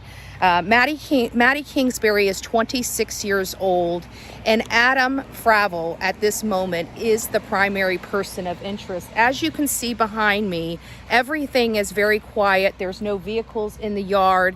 What I didn't know, and this is what's really sad, is this is a duplex. So that area over there is a completely other resident. So if they were having any kind of disturbances in this home, it is possible that somebody next door may have heard what had happened. And I'm pretty sure law enforcement has spoken with the residents next door. This is a very beautiful community. I can tell you it's very nice, very quiet. To me, someplace I would love to raise my family. It's pristine. I mean, the yards, as you can see behind me, these yards are well manicured, and people have a lot of pride in their homes here. So this is I'm sure, an absolute shock to this community that something like this could happen, where a 26-year-old woman, a mother of 2, just essentially vanishes off the earth and nobody knows where she's at.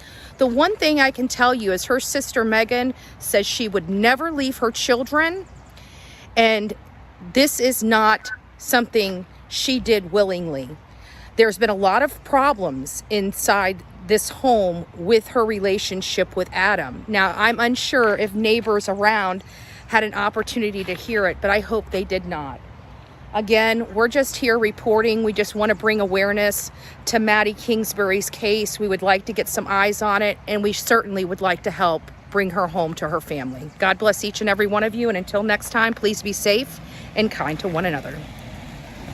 So there is my commentary when I initially got there. And, you know, it's heartbreaking to think what this family has had to go through. Now we're going to go to my blooper, which we started, but my blooper, and we're gonna ride. I'm gonna ride just for a little bit, and I'm just gonna kill it because well, you guys are gonna laugh at me. I might as well give you guys a laugh. We could use a laugh today. So, right, we could use a laugh today. She has neighbors. They didn't see anything. No cameras. There were some. One thing, and you when we get into the next one, you will see there are cameras around there, and in the where their house sits. Let me see if I can find. You know what? Let me see if I can do Google Earth, because I want you to see something, because I think this will help you guys a lot, because there's a business right outside of their home. It's loading up now. So 465, Harry.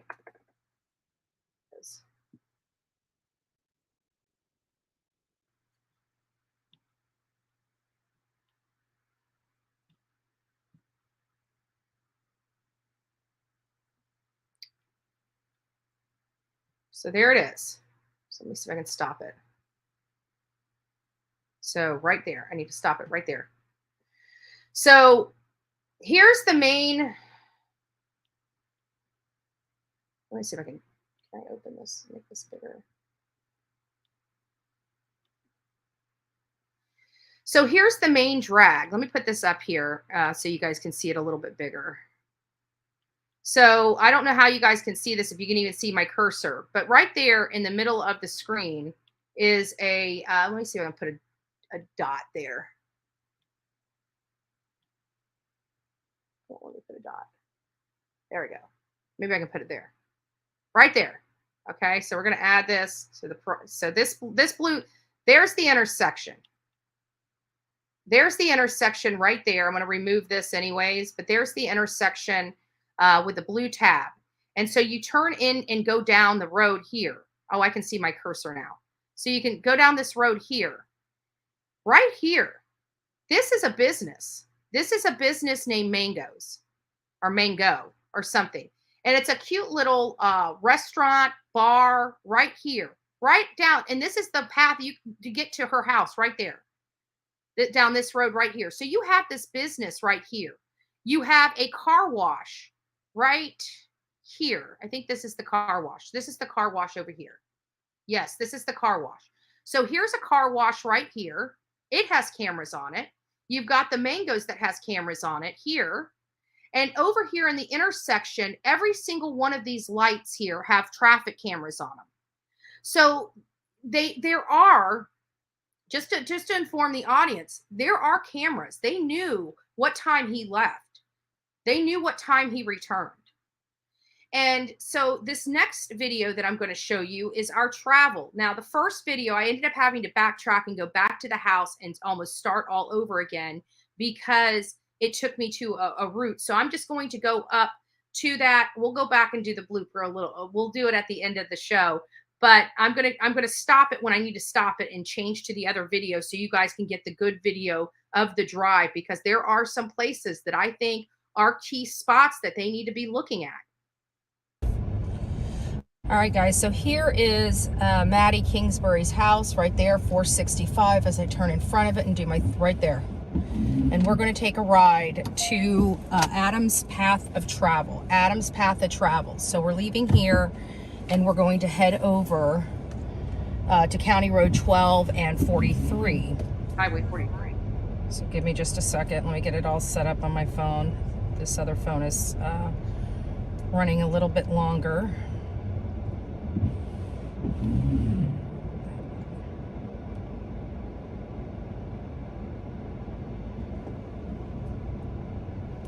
Just finding my route.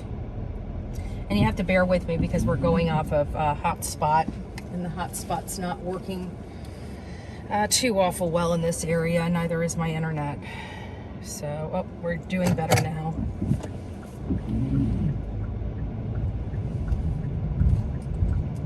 But as you see, I mean, it's a beautiful community. It's not ran down. I mean, what would you expect? I mean, she is a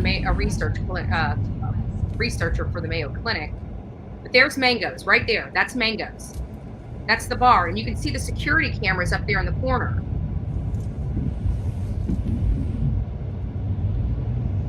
And you got that storage facility. So what I'm noticing here is we've got street cameras on all 4 of these lights. I see cameras on some buildings. Now we're making a turn here. I do see exterior cameras over here. It appears Continue on US 14 West for there 5 may miles. be one that's pointing out this way, but I don't see any cameras on the backs of these apartments. And then when we get to resident So we do have camera footage, so they would have known when he left.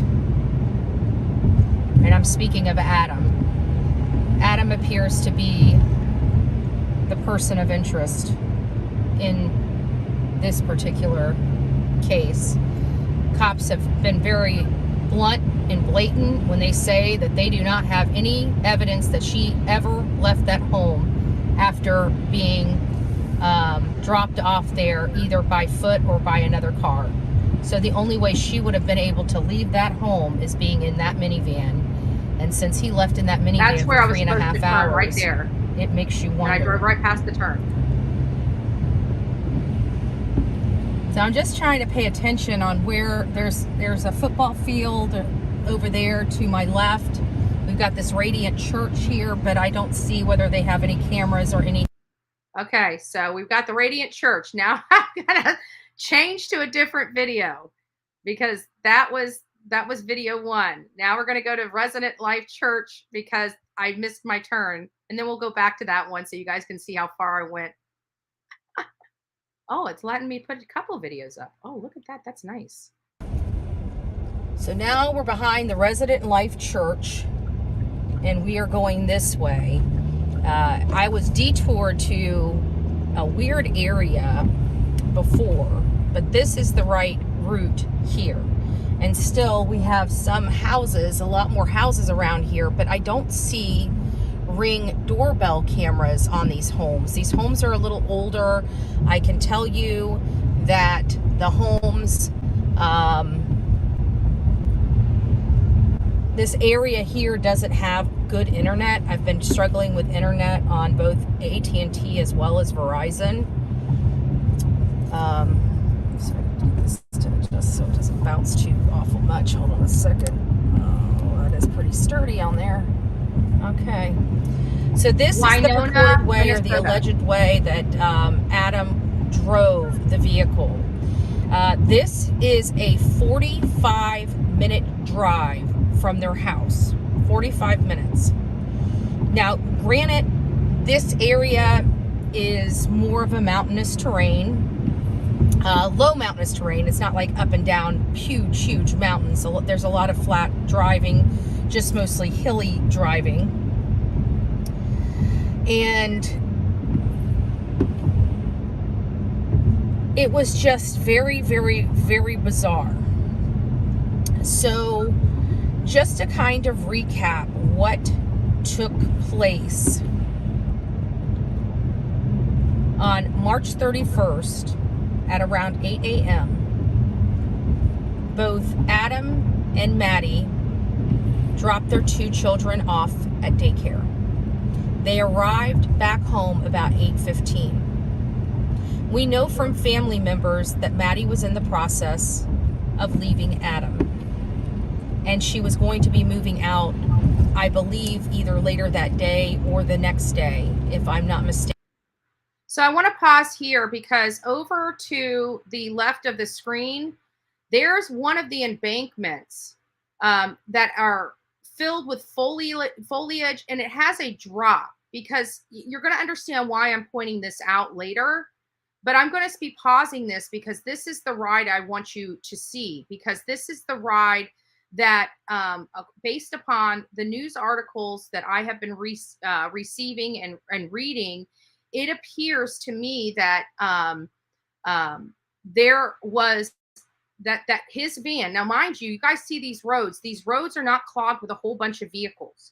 So, and that's the way it's been the whole time I was out there. You'd have a vehicle here. I think I even notated it in one of my one of the footages that I took. But you don't see a lot of people on the road. They only have 24,000 people that live in Winona. That's it. It's a small community, but it's a bustling community. It's a nice community. It's definitely a community that appears to be prideful. They're very happy and they take well care of their community. It's beautiful out there. I mean, this is beautiful. It was a beautiful drive. There's no doubt about that. I spoke to one of the neighbors. I didn't put the neighbor on the record. I didn't record the neighbor because the neighbor was just outside. I had just pulled into town. I had just did that video and I was just about to get on the road to start looking. And I just seen this guy out putting some stuff or taking some stuff out of his car. I couldn't tell which, but he had the back hatch of the SUV open. And so I just popped out. I looked like a hot mess too, because I was not prepared for the cold. This was the coldest day. The whole time I was there was the last day that I was there, and I'm pulling into town. It's 49 degrees. I'm in shorts and a nice blouse, and my my ID card was on me. My media ID card was on me. And when I stepped out to fill up the gas, it was so bitterly cold. I literally at the gas station opened up the bag and got my sweatpants and my jacket out, and I put them over my, just put the sweatpants over the shorts, put the jacket over the shirt. It wasn't cold, or it wasn't warm enough, and I was still in flip-flops because I didn't have time to search for shoes. So I was in flip-flops. My outfit didn't match, and I'm getting out of the car talking to this guy. This guy probably thought I was one hot mess. But he, at first it was crazy because he's like, yeah, and then it was like, as I was talking to him, I'm like, I'm not going to put you on camera or say your name. I said, I just wanted to, get the vibe of the community. How has the community been helping, or not helping, but healing from all this? How's it affected the community? You're just really trying to find out, and he's like, well, I really didn't know them. I never saw the kids out. Not that the kids didn't go out and play. It was just, the way where he's an older man, he's retired, they stay in the house more. It's not that the kids didn't go out or the family didn't go for neighborhood walks or whatever. It wasn't like that. He just didn't see them. He couldn't even tell me. He can't even remember when they moved in. And he said he didn't know the family. He doesn't even know where they came from, if they were from here or a different part of the county and just moved there, or if they came from outside. He said the crime rate there is like any other community. They do have their crime, most of their crime is petty in nature, but they definitely they do have their fair share of crime, just like, and he made it a point, just like every other community. He said it used to be much safer and a lot less crime in the community. However, he says that people, started moving in. He said they have had a lot of people actually move in from Chicago, which was surprising to me. That's what he said.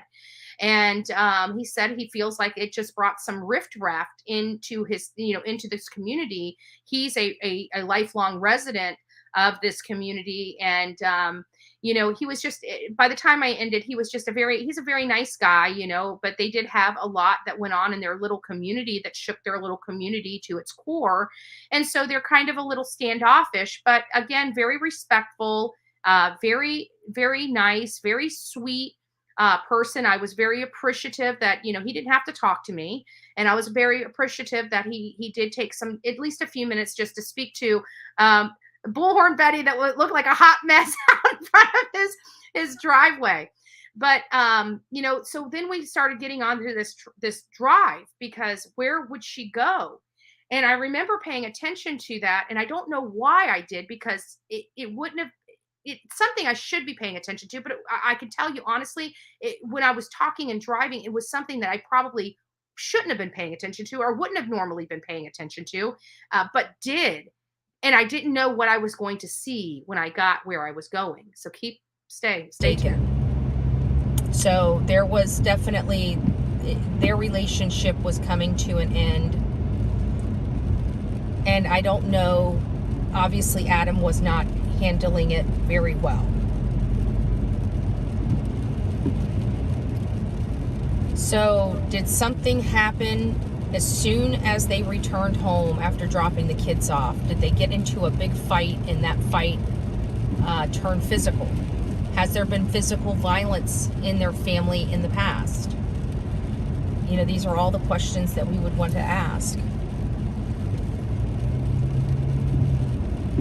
But as you see, the drive that he was taking the day that she disappeared, when he took her van from 10 a.m. to 1:30 p.m., 3.5 hours.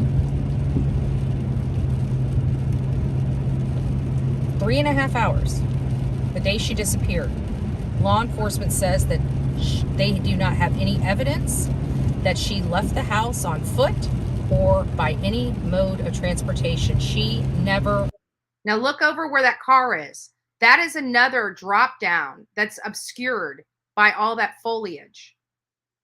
You know, and the reason why I'm pointing this out is for those people that haven't been here, that don't know where we're going. You're gonna see it would be very obvious if somebody if something was thrown out. Left the inside of that home after she returned, unless she was loaded in that minivan with Adam. And guys, this is going to be a needle in a haystack. Look at that. It all drops down. Look over to the left-hand side. It all drops down. And there's actually a place on this road that actually had a spot for a car to pull into, like if they had like a tire issue or something. There was a big sandy, like half sand, half asphalt patch over to the side of the road. And and right by that, there was like a ravine that went down, and I didn't get out. I probably should have, but I didn't. And I kind of kicked myself in the butt for that. I am not even going to begin to lie. This is a needle in a haystack, because this is all rural area. There's huge drop-offs on both sides of this road right where I'm driving now. Huge drop-offs. And you got to think she was, 5'4", 135 pounds. So we're looking for a duffel bag. We're looking for a Tupperware, one of those storage containers, those Tupperware Rubbermaid storage containers. We're looking for a lot of different types of stuff that she could be in.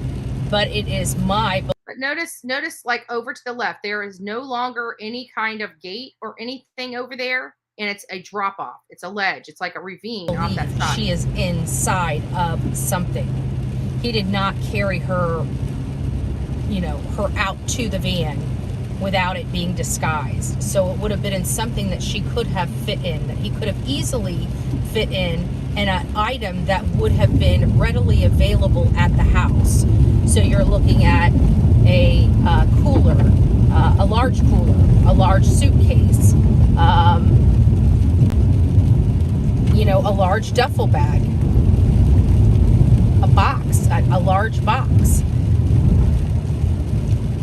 Based on the timing and the kind of education he has, the idea that he's going to have time to, split her up and put her around in different areas is not, it doesn't appear he would have the knowledge to do it or the time, because he was only at the house for approximately 2 hours. And there would have had to have been some kind of, and you got to think, a death happens very quickly in minutes, sometimes seconds. So, and the reason why I say minutes is because we were just discussing the subway train Marine incident with the guy that had, Jordan Neely, that had mental illness, right?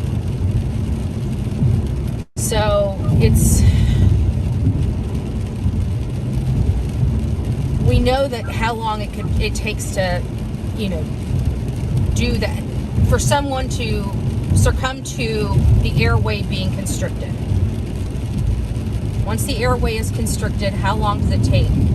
That's kind of the realm I'm looking at right now. I feel like they got into a fight, and she said, basically, he's wanting her to stay, and she says, no, I'm done. Or, listen to this. We don't have any evidence of this. This is not to victim shame. This is just a possibility. This is literally just brainstorming. Is it possible that she was ready to move on with her life? That maybe, even if she never took that next step, that maybe she was interested in somebody else that more suited her personality and her goals and objectives in life. And it doesn't seem like her and Adam had a very good relationship. Maybe at one point they did, but they really tried to work it out. And I think after 2 children, and who knows what other issues it is, it seems like Adam wasn't necessarily he didn't appear to be the breadwinner. And he could have been, but it didn't appear he was the breadwinner. It seemed like he had a lot of oddball jobs, never really quite made a whole lot of himself. And I think Maddie was just wanting a better life. She was tired of struggling with him. She was probably tired of fighting with him about, getting out there and doing something more. Maybe the problem was he just had no drive, or he just didn't want to admit that it was going nowhere, and he needed to maybe get a different job, or I'm not sure. There's something there.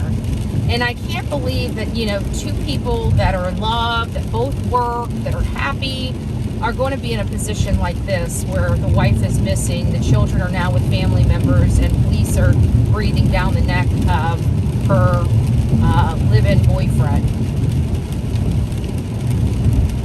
In a quarter mile, turn right onto Minnesota 43 South. Okay, guys, we're getting there. We're getting there. Morning, Mama Llama.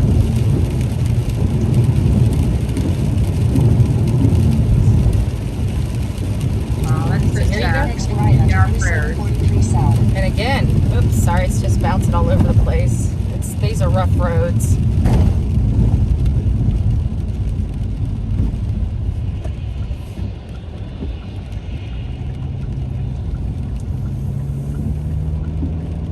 Continue on Minnesota 43 South for 1.5 miles.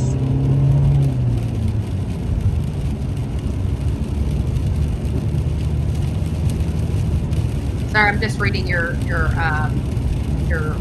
messages right now. Yeah, it's freezing on mine too a little bit. I'm not sure why. It might be the internet. I've got to call Verizon and find out what's going on with it. I've been having some technical issues, and I don't know if it's StreamYard or Verizon, but right now it looks like it's going well. But you look at this, like there's nothing there. There's literally nothing there. What errands did he run?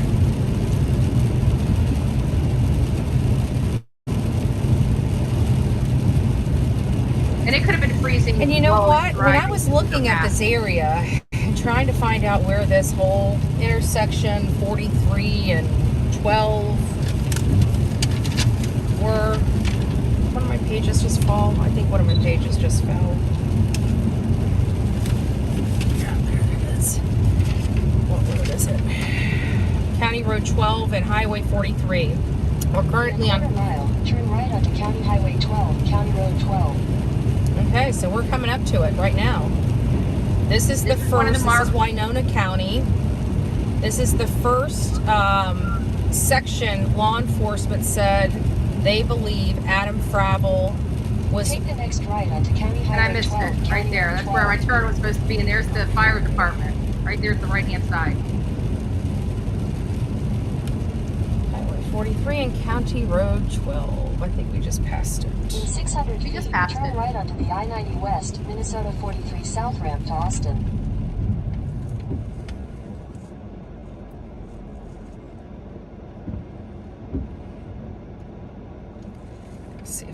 something creative here. Actually, let me just do a UE because there was the section there. So just bear with me, guys.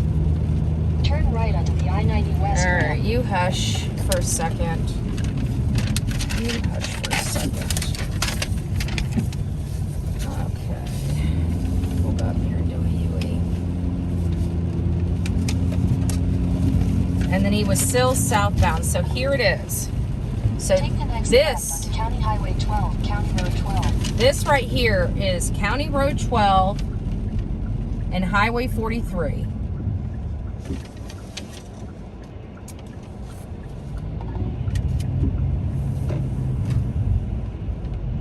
Turn right onto County Highway 12, County Road 12. Continue on County Highway 12 for 3 miles.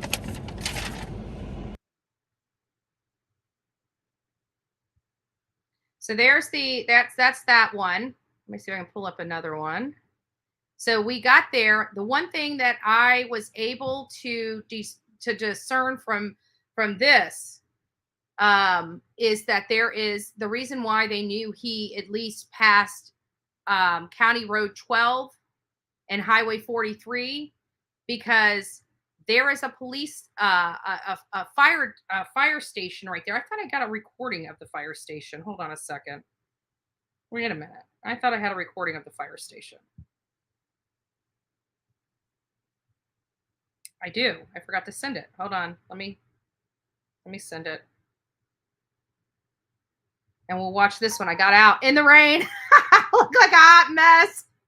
Don't mind my look when you guys see this video. I know it's going to be shocking. I know it's going to be shocking.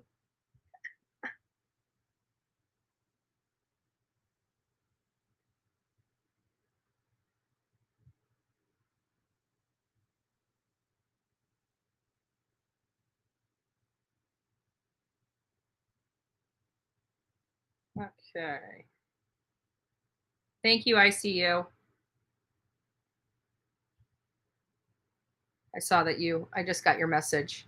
Okay, this is almost dropped. You guys can see how I look. This is the way I looked when I talked to that guy, that neighbor. I was a hot mess. I have to be honest. I'm thankful that he chose to talk to me, but I wouldn't blame him if he's like, get out of here, crazy lady.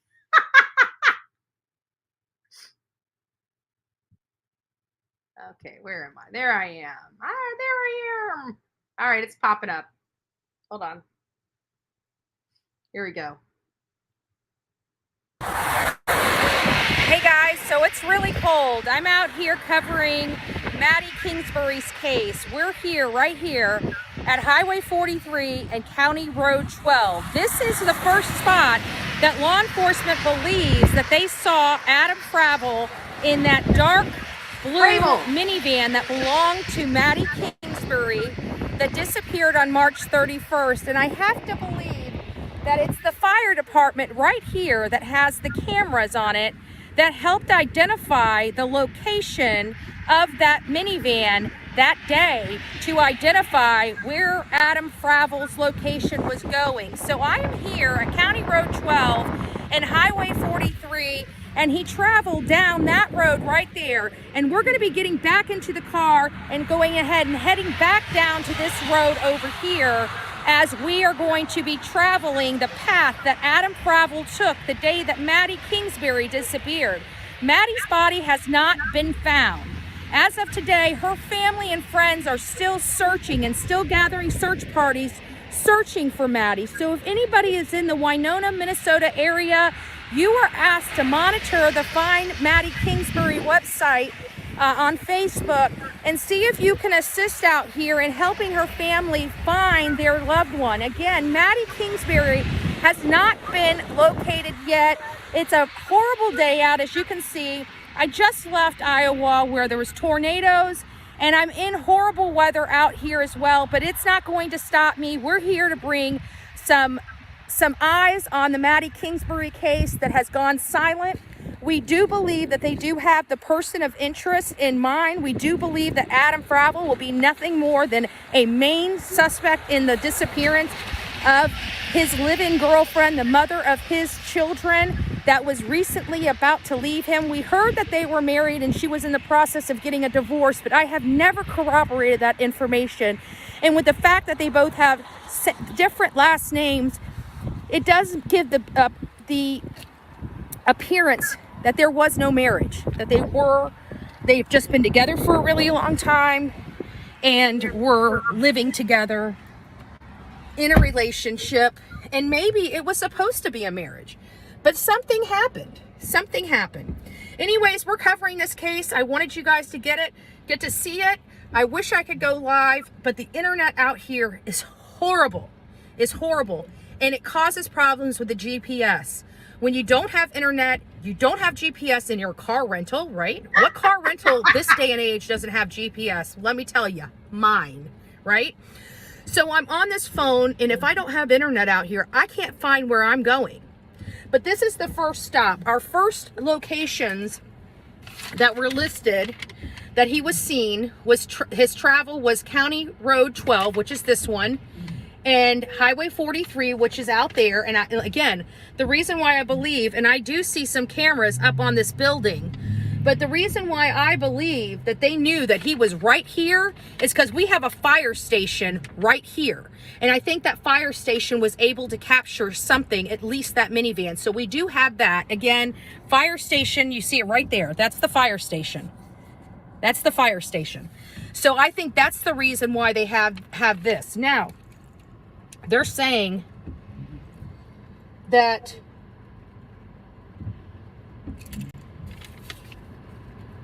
he's south. Let me see where my... So he's going southbound. Southbound's that way. And so he goes on Highway 43 and enters part of Fillmore County. So we're in Winona County right now off 43rd and County Road 12. And we're going to go further. We're going to go southbound on 43rd. According to law enforcement reports, he was southbound on 43rd, the direction I was going, and I went ahead and turned around. That's where we're going. All right. And then watch me pass it again. You guys, remember when I told you when my GPS went down, I was lost? It was the first one. We're going to go back. We're going to go back to the first one so you guys can see my blooper and how I spent like 30 minutes driving around to a dead-end dirt road. And I get to the set, and I had my GPS wrong, and I shut the GPS. I couldn't get it back up, and I'm like, no, this can't be happening. This can't be happening. I don't know where the heck I'm going. I'm in the middle of freaking nowhere, like nowhere. There's nothing out there. I got no standard GPS in the car. I can only use my phone. My phone doesn't have internet. The GPS has to have internet to run. Once it's set, even if your internet drops, you're fine. But you have to have it to set the place you're going. So I'm just like sitting here. I'm going freaking nuts. I'm absolutely going nuts. And so you guys get to watch the next one. So there was a lot of U-turns in the process of this case, more so than I'm accustomed to. So southbound 43rd, or southbound Highway 43rd is actually I-90 West. I-90 West. You're seeing the signs come up here right over to the side. It says 43rd. See? State 43rd South. This is the road that Adam Fravell traveled. And he traveled this road all the way to eastern Fillmore County, which again is about 30 more minutes away. 30 more minutes away.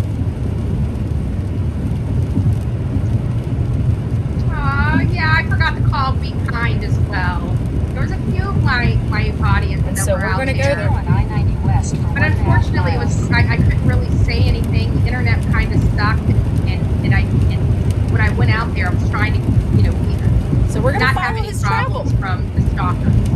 So it looks like wherever he was about 43 minutes away from his house.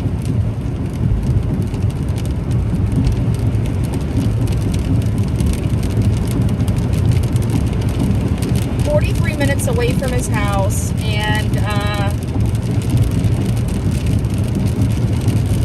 so you're talking about, what is that? That's 80 minutes, so about an hour and 20 minutes. Take exit 249, Minnesota 43 South from Rushford, Minnesota 76. So you're talking about potentially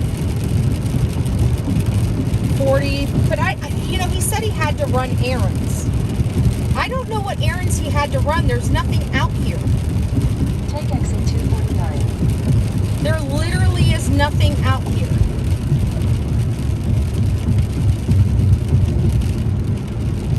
Yeah, they said they wanted us to look by the Mississippi River because the river's going to rise, and they don't We've want got nothing out here. away. This is the bad thing. People, have issues. Left onto Minnesota 43 South. Okay, now here we are, Minnesota 43 South.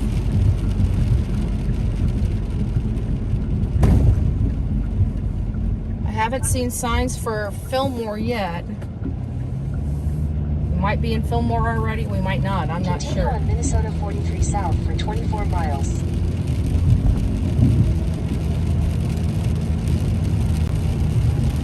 So this is Adam, according to thank you, Jennifer, the reports I'm reading. This is his way here. It says Rutherford 10 miles, Mabel 32 miles. So I don't know if Rutherford is in eastern. I'll have to look at the map when I get back. But I'm not going to drive all the way. But there is a storage facility, and there's that fire station. And he was seen driving southbound on Highway 43. And this is Highway 43. And I'm by Silo Drive on Highway 43. But again, I'm very curious. I was expecting to see banks, because I'm not from this area. I didn't know really what to expect. But this is farmland. This is desolate. And I'm sorry, but those shoulders that I just drove through between the mountains, they had deep ledges off those mountains. And I don't know. It seems like he would have dropped her. This is too flat to dump a body. Out here is entirely too flat, and I don't see him just driving up on some strangers. That doesn't feel comfortable. It seems like somebody that's never murdered before is going to be freaking out. They're going to be freaking out. Believe me, they are freaking the F out. Their mind is literally running a mile a minute. Their heart is pounding in their chest. Their breathing is elevated. Their speech pattern is more rapid. They're in an anxious mood.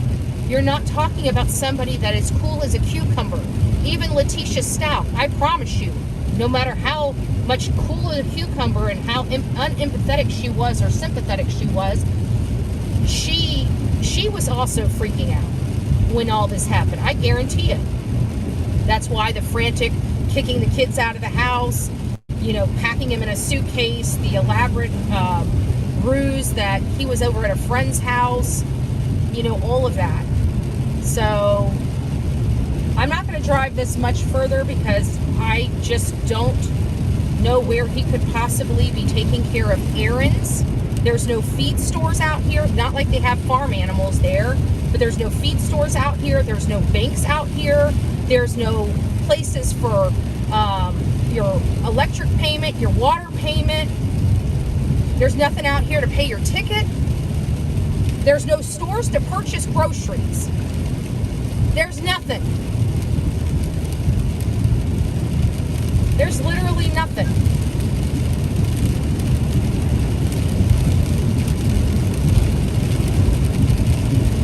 We'll keep going.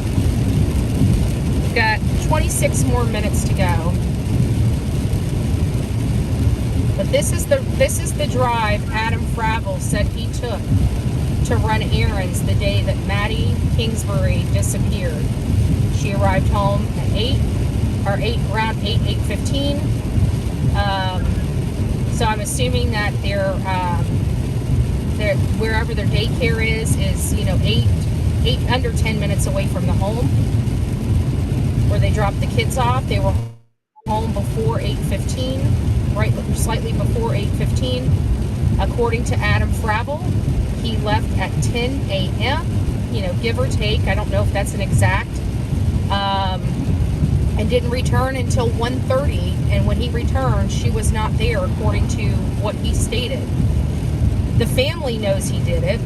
Law enforcement is pointing the finger at him publicly without saying his name.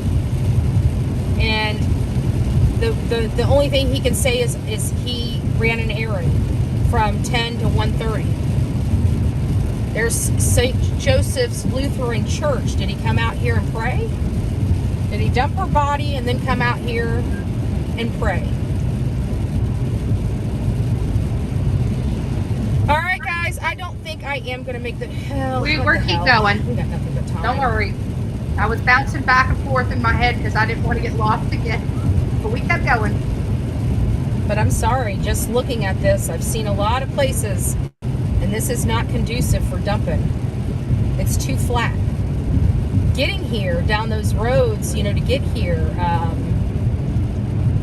before we turned on 43rd or on Highway 43, there were large drop-offs on both sides of the highway. Major drop-offs. I mean, more than 5 feet. More than 5 feet. So that would be, and it was obscured. It was like a little creek that ran in the bottom of it, kind of like the Wells property, but deeper. And it had a lot more lush landscape and trees and obscuring foliage from the drop-off. And there was a place that you could literally turn the car, pull the car over. There was a parking spot at one of those ledges that I saw. I wish I would have gotten out, because this is probably going to be my first and last time being able to get out here, unless we have a couple events out here. And then I might be able to cover a case further out here. But this is so hard to get to. But this is not where she's at. He wouldn't have taken her this far. He might have. Remember, when we're dealing with areas, you always want to start from the house and work your way out. And in this case, this is a rural area, so that whole 5-mile, 2-mile radius, it doesn't work in this one. Their radius for finding her is at least 20 miles. Fillmore. We are in the eastern part of Fillmore right now.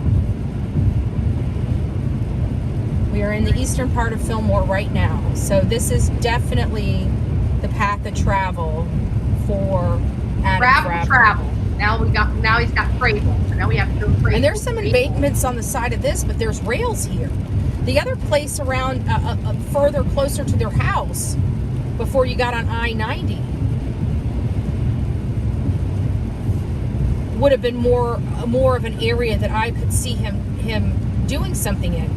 And we're out here during the day. However, it's Sunday, and when this happened, I believe it was during a weekday, because she was expected to work. They're dropping kids off at daycare, and I can't remember what day, the specific day, March 31st was, but I'll know once I look at the calendar. But it was definitely a weekday. So far this weekend, which is Mother's Day as well, there, as you guys have seen, you've been with me for not a lot of cars. At least 25 minutes now. I think I got at least 25 minutes of footage. And if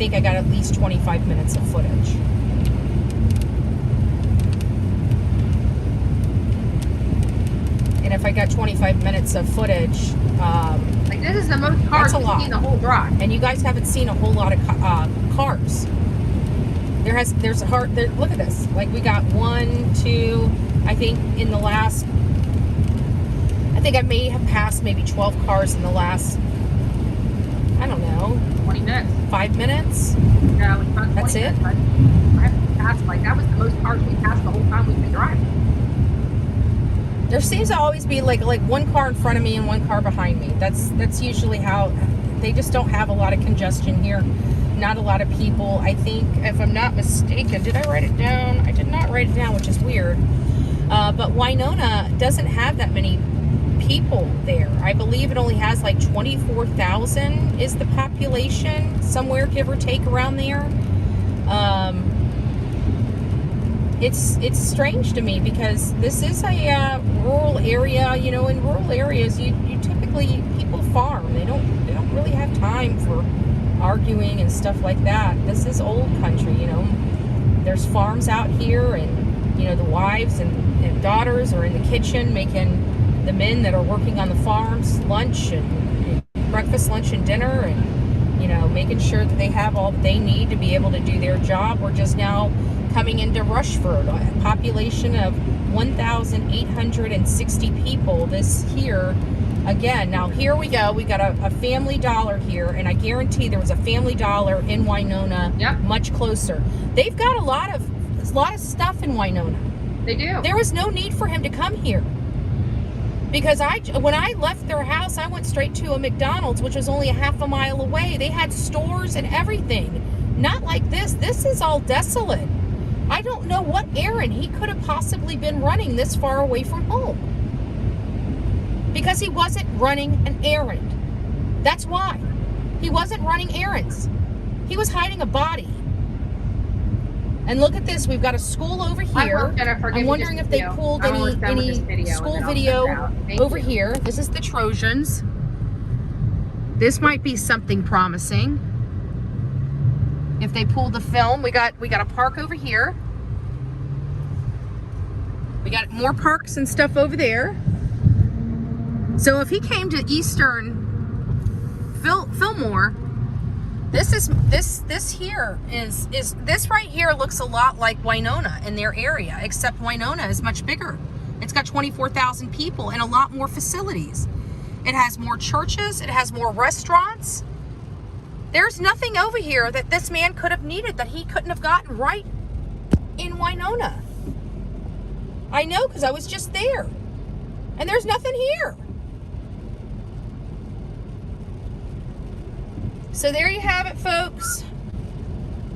I'm going to be bold enough to go forward and say that I believe Adam Fravel, after dropping his children off, killed his wife, most likely from something other than a situation that would have caused a lot of blood. Look at this. This is much smaller town than Winona. There is nothing in here that he could go to. That's the town right there, guys. In his own town. Why does he need to go this far away? Not one thing. You got an area with 1,800 people versus his area, which has everything needed for 25,000 people. Much different. In 300 feet, turn right onto South Elm Street. I'll tell you, I call right onto South Elm Street. I call BS. I call BS on his story. I call BS. All right, guys. Well, there you go. You got the tour of the last onto Minnesota 16 East, Minnesota 43 South. The last travels Adam did after Maddie lost her life.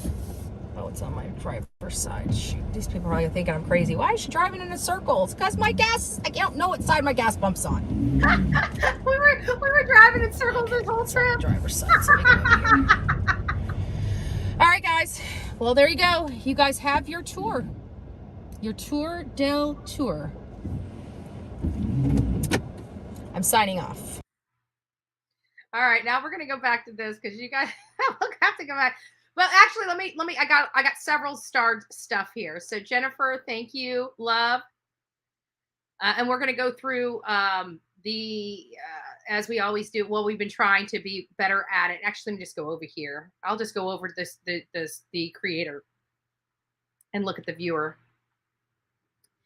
So just want to tell everybody, thank you. Jennifer hit her 12-month milestone, which we don't get on the back end of our channel. So if I don't go to this viewer activity, then I don't see anything. Jennifer, God bless you. Jennifer has been dealing with my shenanigans for a year. 1 year on my birthday. OMG. I'm your birthday present. No, I'm just joking. Oh, how crazy is that? That is actually very crazy. So blessed to be a part of the crazy coffee club. Aha, you're so sweet.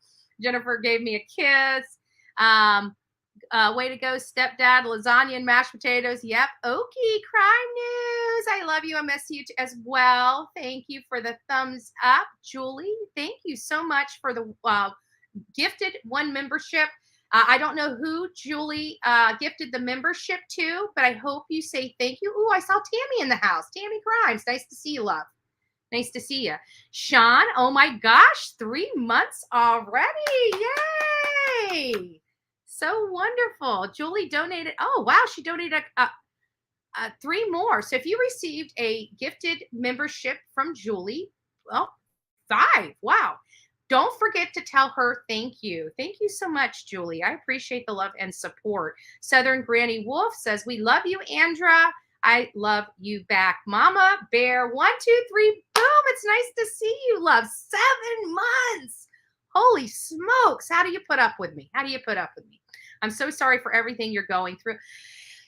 This too shall pass. And you know what? We knew it was going to we were hoping, the first year we didn't really do a whole lot. I mean, outside of complaining about everything and just wanting it to go away, we kind of grinned and bared it. I honestly thought if they would tire themselves out, they'd find somebody else, they would move on. I truly believe that. And it's like, I'm not dealing with this for the whole time I'm going to be on YouTube and doing my job. I'm just not going to do it. There's one thing about trolls, but this, blank screen is going well beyond what a troll does. You're talking about harassing me, harassing my family. You're talking about nonstop emails, nonstop posts after being told multiple times not to talk to me, not to harass me. Nobody's saying I don't go over there. They want to make horrible videos about me all day long. Do it. I don't give a crap, but don't come over here bothering me. Don't be reaching out to my family. Don't do that. And then people are trying to say, I have never in my life picked up a phone and reached out to someone else's family on YouTube. I have never in my life ever done that, nor would I. But you know what? I've had it. I don't deserve to be stalked. I don't deserve to be stalked online. I don't deserve to be stalked in person. Both of those things are happening. I don't deserve it. And I'm not going to put up with it. So yeah, we called the FBI, and I hope that they take this seriously, and I hope they do what and they told me I need to go. I still have homework that they gave me to do. I've got to send them everything I've got, which is a lot. And they told me where to send it. So I'm done. And the guy, to be honest with you, he didn't take it as a joke. He really didn't. And I'm very appreciative of that. He didn't seem to take this as this is just social media nonsense. And it's not, because it's going real life. And I'm not doing it. They are. But they're going to be sitting there trying to spin and say we do it. No, we put an end to it. That's why there's a lot of court hearings going on right now. Know that you're loved by people who matter, Sean. Oh, thank you. You're strong, beautiful, inside and out. Thank you so much. Southern Grammy Wolf sent a super chat for Jennifer. Jennifer, now you're getting super chats on my channel. Southern Granny Wolf says, happy birthday, Jennifer. And oh my gosh, Julie, in addition to that, has membership for 3 months. Oh my gosh, Julie. Well, God bless you. I love you too. I love you too. Only M. 6-month membership. Keep being you. Know we are behind you. Oh, I know. Julie, another gifted membership. Wow. Thank you. God bless you. Crime Alive Sabrina. I hope you know how bright your light shines regardless of stalkers. Stay safe. Sepsis. Oh, good Lord, girl. That was, thank you. God bless you. Sorry, I'm at an appointment, but use this to treat yourself later. Have a lovely afternoon. Jennifer gifted 1, 2, 3 memberships as well. Lord have mercy. So thank Jennifer if you got one of your memberships. And lastly, she tells me to check my text. So I guess I need to check my text now. But let me go ahead and check my text. So thank you guys for all of that. That was super, super sweet. I love how, what it is doing now. At least it's picking up. It's starting to auto star the support in here, so that it auto stars super chats. So that's awesome. So at least now I can see this, but it still doesn't help with the gift membership or the membership milestone. And those are just once a month. They let you get a free highlighted message with your membership. So those are nice to have. Did anyone see her at daycare? So I personally went through here and starred a few things. Let me go ahead and take this video off. We're done with that. And we'll go back to the blooper in just a second. I saw somebody talking about the ads in here. So now with YouTube, they have a box that automatically plugs in ads on your lives. I can go there and uncheck that box. I chose not to do that today. I'm going to keep that box checked because we do 3-4 hour lives sometimes, but definitely more than 2 hours. So you should only have like one, in my understanding, like one advertisement, maybe every hour. Maybe every half hour potentially. So I'd like you guys to tell me when the ads are coming so I can at least monitor them, that they're not throwing ads in there every 15 minutes. And I want to hear it from my normal audience. I don't want one-offs. You know, I love all my subscribers, but they're true, you know, coffee clubbers, and just so we don't, you know, have a troll coming in here and doing something. I want to make sure that if you have ads, I'd like it to come from one of the members of the channel letting me know, as opposed to just a subscriber. And it's nothing against you subscribers. It's just, as a subscriber, there's a lot of trolls that follow this channel. So we want to make sure that we're getting it from somebody that we know and trust. So Barbara, I flagged yours because I had this same question too, even at the beginning of this case. Did anybody see her at that daycare? I know that it would have started out with Adam Fravel telling law enforcement they're going to ask him, what did you do today? You need to give us a list and tell us where you went, exactly what you did today. So that's going to be one of the first things that law enforcement wants to know, is the timetable and the timeline for every single person in and around the missing person. And so he would have had to have provided a timeline, and probably in that timeline said something like, you know, me and Maddie took the kids to daycare, and I believe at first it was 8:15. They were saying 8:15 was when he took them to daycare, and I think that was because he's trying to eat up some time. But that has been walked back by law enforcement shortly after that 8:15 timeline of them going to this daycare.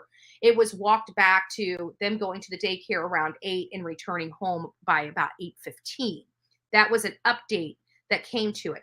So when I kept hearing this, the daycare, you know me, my brain went, did she even go there? How do we know she went there? Did she walk the kids in? Did the husband walk the kids in? How do we know for confirmation purposes that she actually was in the vehicle when the kids were dropped off? Well, now that we're here so many more months later, you know, we've been here 55. So we're going on 2 months in this case, approaching starting the 3rd month of her disappearance. And, you know, we're looking definitely so 45, 55 days, I believe. We just had that, they went yesterday and they said she's been missing for 55 days. So this is probably the 56th day that she's been missing.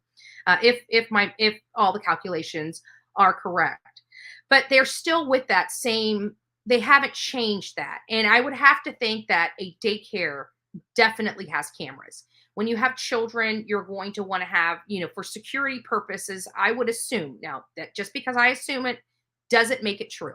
So there is a possibility this daycare has no cameras, right? They've never alleged which daycare it is. There are several daycares in the area. I know because I checked. I was trying to, you know, do like stuff. Like we knew that they were back that she dropped them off around 8. We knew they returned around 8:15. There's going to be a few minutes give or take. So I was trying to use a kind of a formula to maybe identify the location or how far away the daycare is so I could go check it out, you know, but there's multiple daycares in there and they were all kind of within that 8-10 minute drive from their house. And that's kind of where the area we needed it to be was like around 6 to 10 minutes from the house. And that would give them the round trip where they're home around 8:15. My theory, right? So I couldn't find, there were several of them. There was like 3 or 4 daycares that were identified with that formula. And I didn't have time because my time was running out and I had to make the decision to go hunt for a daycare or take you on the trip that we are hearing that Adam most likely took. And I opted to take the trip that Adam took. I thought that was more important than going to the daycare, but I had the very question, and I have to think that they did confirm it because we're now 56 days into the case, and that statement hasn't changed in law enforcement yet. So that had to have been confirmed. And the law enforcement did confirm in a statement that they know that they returned home by 8:15, and it said they returned home by 8:15, and that came from a law enforcement agent. So that's what makes me believe that, yes, in fact, she was in the vehicle and she was alive at between 8 and 8:15. Whatever happened when they returned home, from the time they returned home to the time he left, that is the key. That is when she was murdered, is in that time frame. We know that it only takes seconds to minutes to kill somebody. We know that. This is not our first rodeo. We have gone through Alec Murdaugh. We have gone through Letitia Stout. We have seen Lori Daybell Vallow. The many cases before these recent cases. We know that, how this goes. So this idea that she wasn't killed inside that house is crazy. There's got to be some type of evidence in the house that she was murdered. Since he is still out of jail right now, okay, I am of the belief whatever violence took place inside that home was not a gory crime scene. Okay, so what do I mean by that? It is my belief that if there was a lot of blood in that house, Adam right now would already be in handcuffs and already be charged with her murder. That's what I believe. If they had, and now that we're looking at the DNA evidence on the Brian Kohberger case, and now we're realizing how quickly the PCR test can come back within 24 hours. If there was a large amount of blood inside that home, it is my belief and opinion that he would be arrested by now. So now we're taking away a blood element. So there can't be a whole lot of blood. So could she have still been bludgeoned and not leave a lot of blood? I don't know. I don't know of any head injury that doesn't produce a massive amount of fluids, bodily fluids. So I'm looking at, you're looking at gunshot, you're looking at stabbing, you're looking at strangulation, you're looking at blunt force trauma. So lack of blood,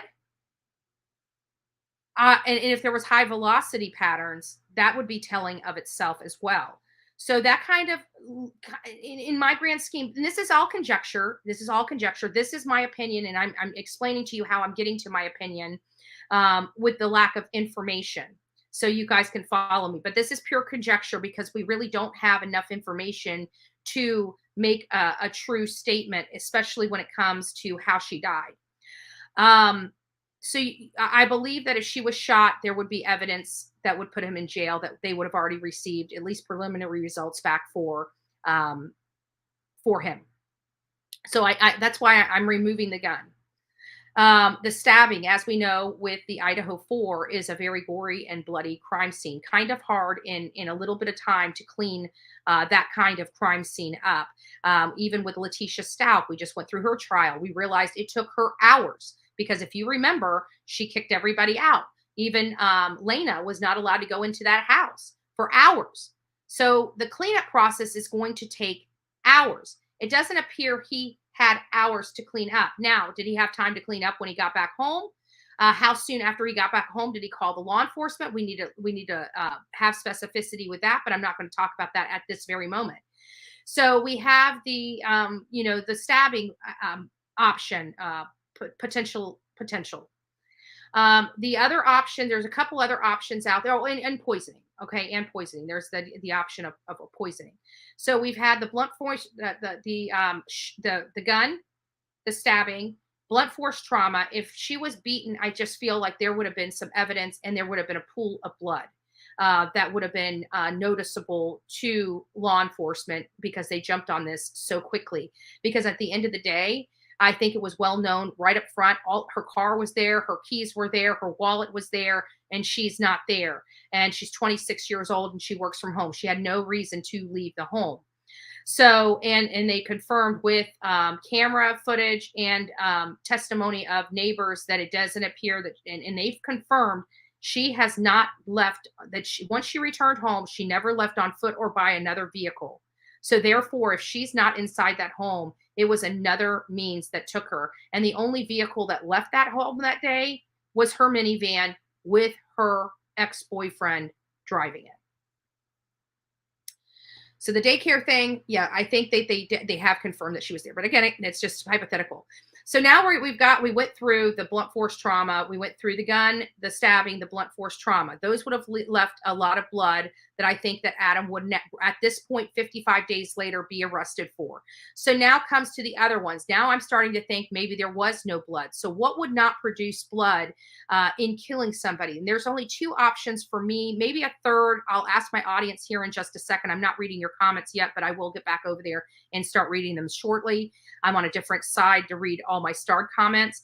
And so the other two that don't produce blood is the strangulation and the poisoning, but they do produce bodily fluids because when you die, things, urine, defecation, all those things, they don't stay in your body.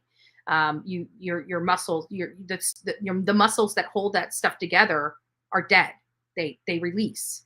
Okay. So there's not anything that they're not going to have some type of bodily fluid on it.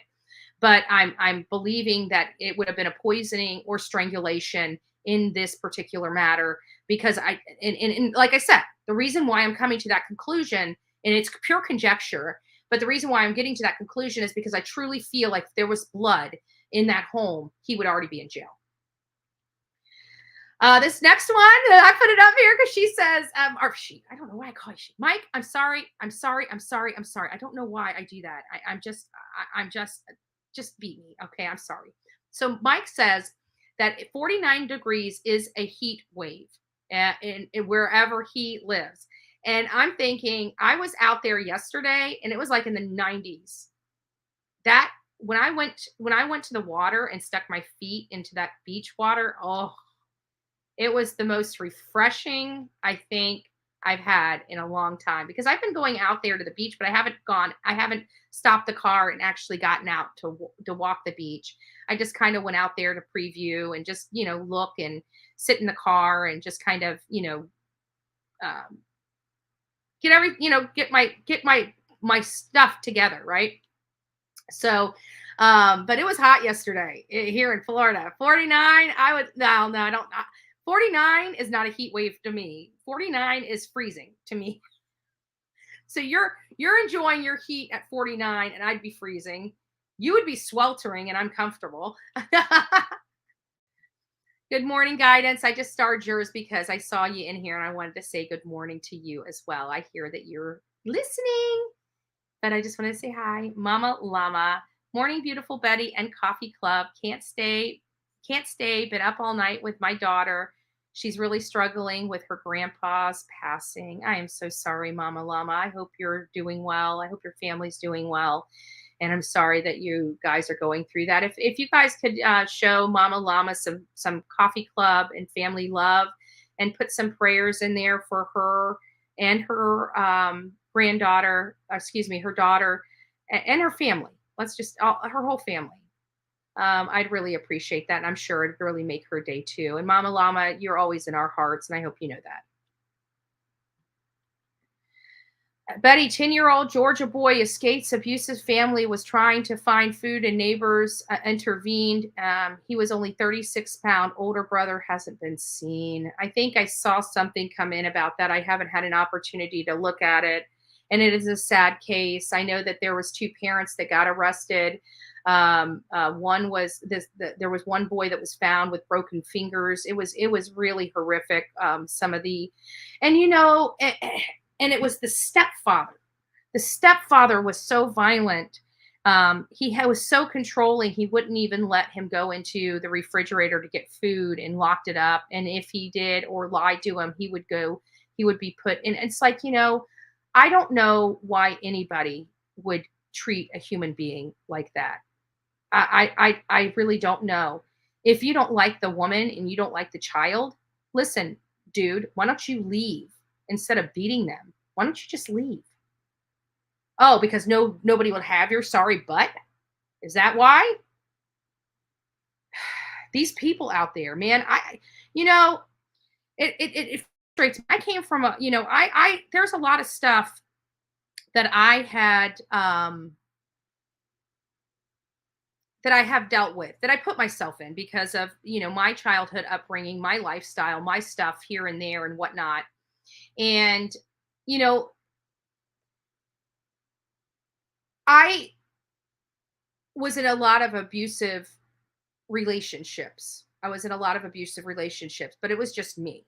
I mean, it really was just me. It wasn't somebody else, but I don't know, like even with my grandkids, like at that time, I would take it. And I have a high tolerance for pain because of some of the stuff that I went through.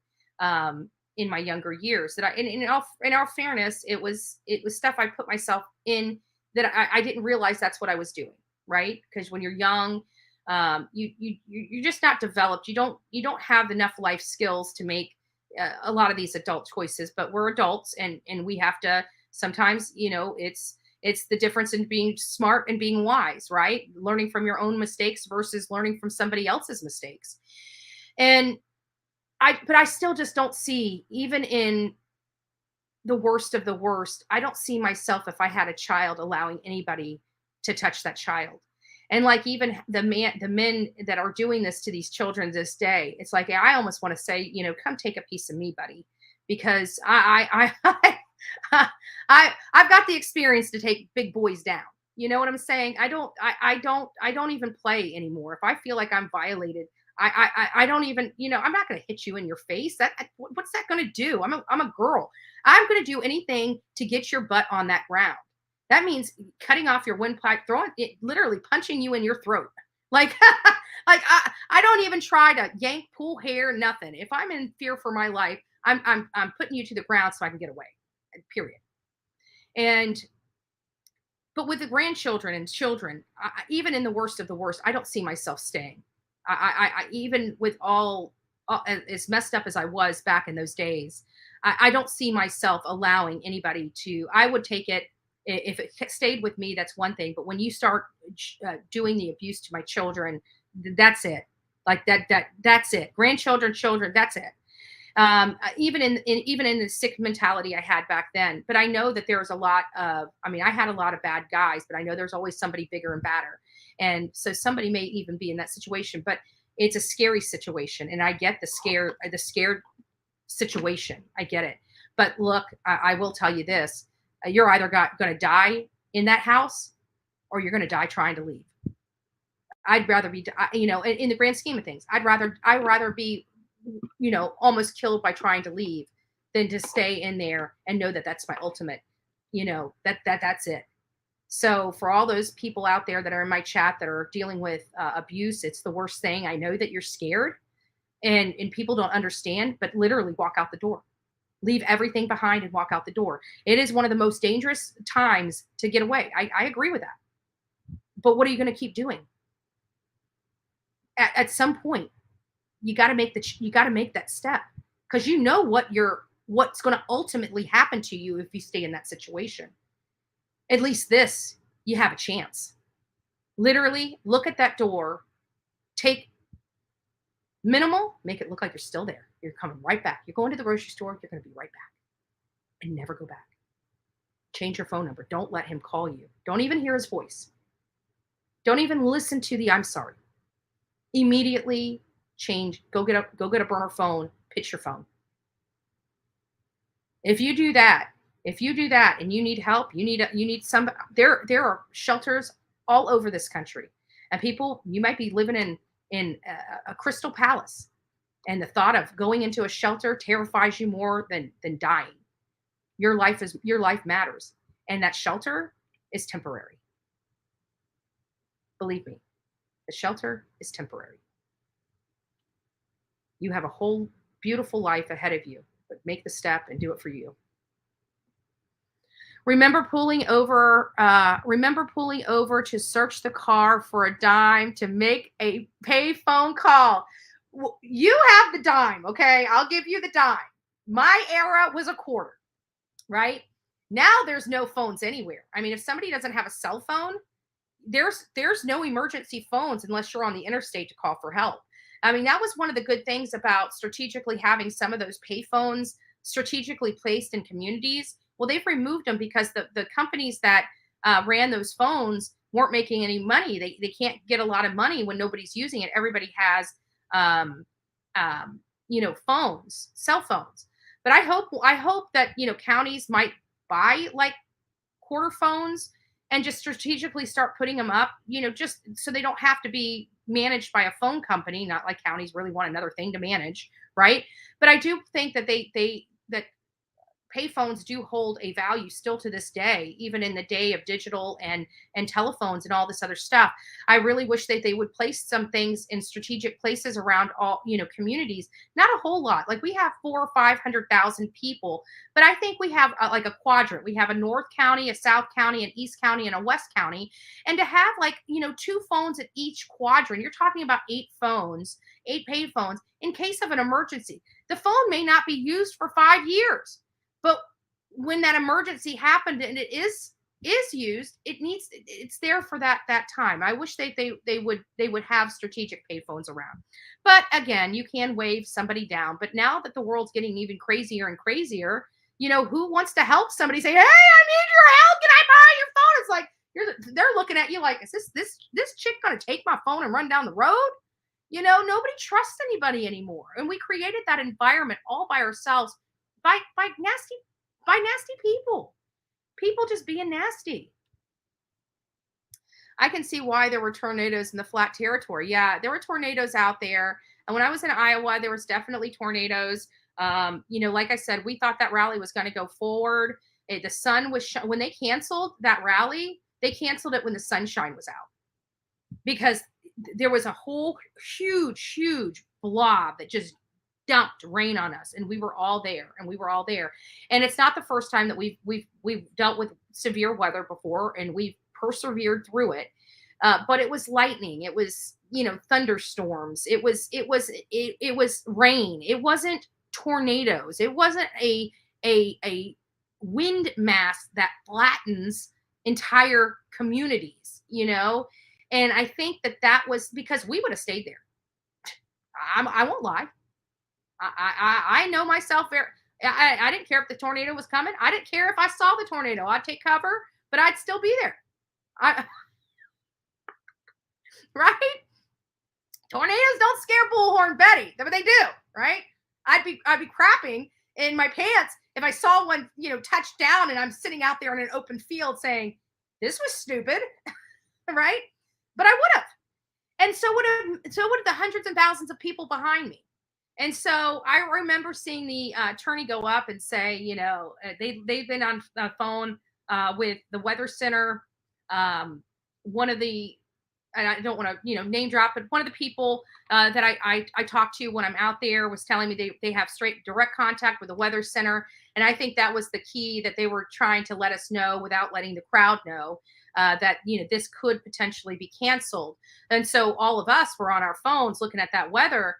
And I'm telling you, I really didn't believe it until I started going on Twitter and started seeing those posts, and people are posting the cones forming out of the sky, literally only 30 minutes away from me.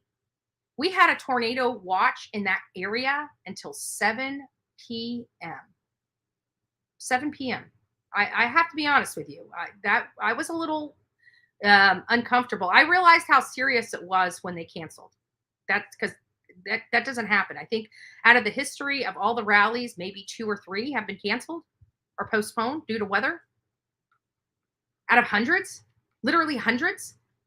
So it's serious when it's serious when one of those are canceled. Serious. There's something major going on. I can tell you that.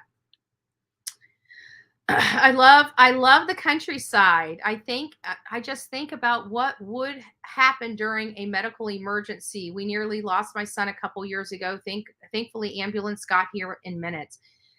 Out in those rural counties, it's very similar because Mayaca City is the same way. Many of you don't know is my uncle actually built or started the Mayaca City Fire Department out in Mayaca City many, many years ago. They were in a rural area.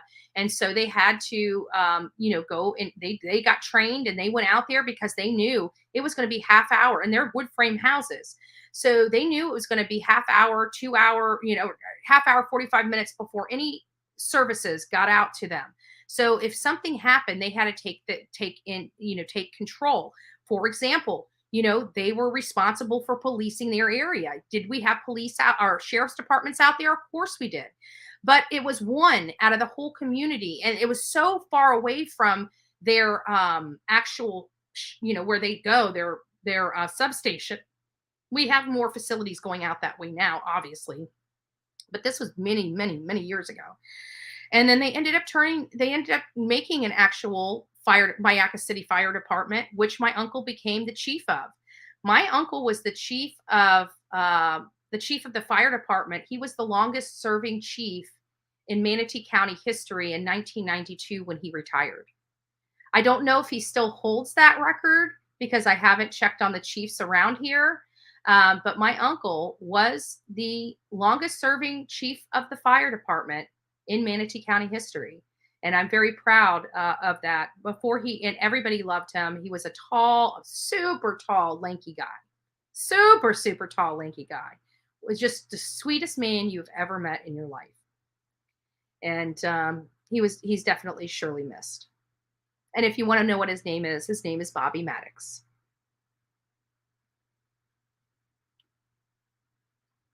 Oh, and then I got you again. Oh, which reminds me, now I got to check my text messages. I'm glad I waited to that. Okay. Text messages. Okay, I'm in the text messages. Oh, yeah, I don't. Hold on a second. I think I might have signed into this. Hold on.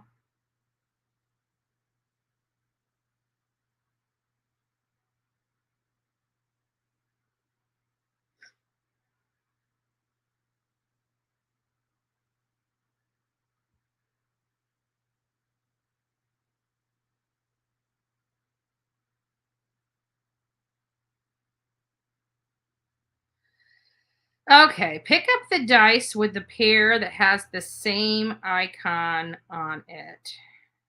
I believe it's this one. The games we play. Oh, that's.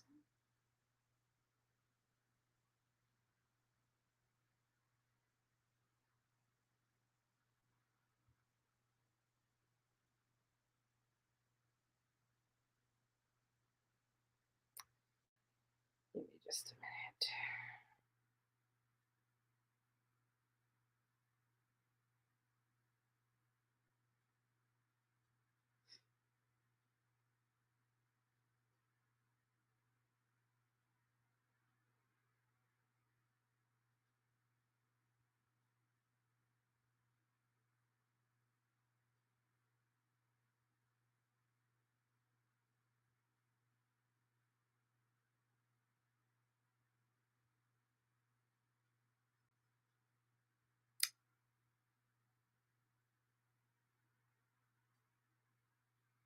Sorry, guys, I'm still here. There we go.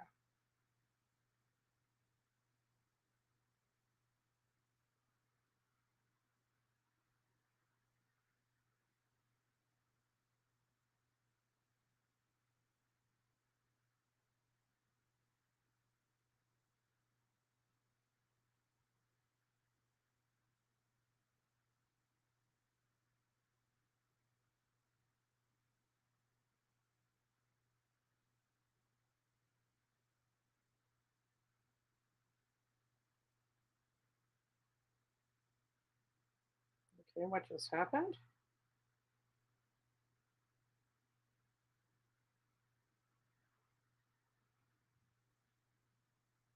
Something just happened. Ay, ay, ay.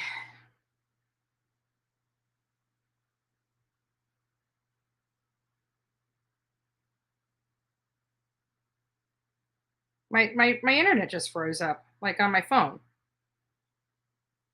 I didn't know you're supposed to shake it when there's a problem. There we go.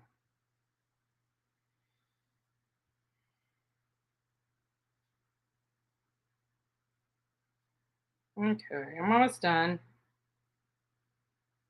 Yep, yep, don't do that. Okay.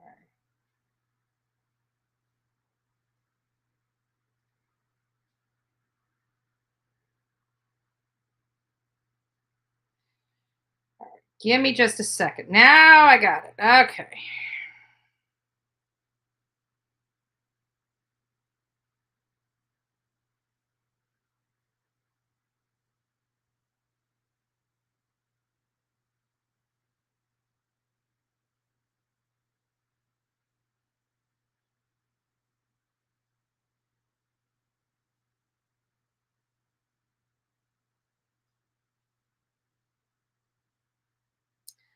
So Jennifer decided to throw me off this morning.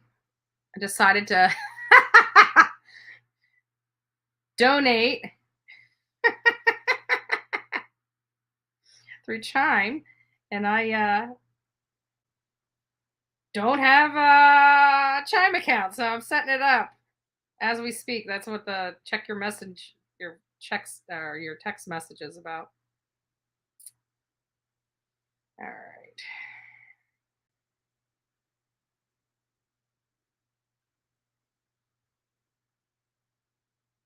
Okay.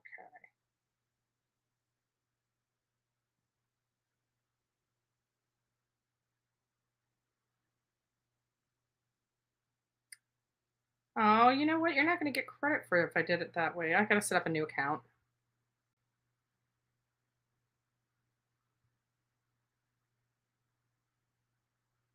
Oh, well. I've already set it up. So let me sign in. Sorry. I think the way I did it is so you didn't get credit for me. Sorry, because I wasn't paying attention.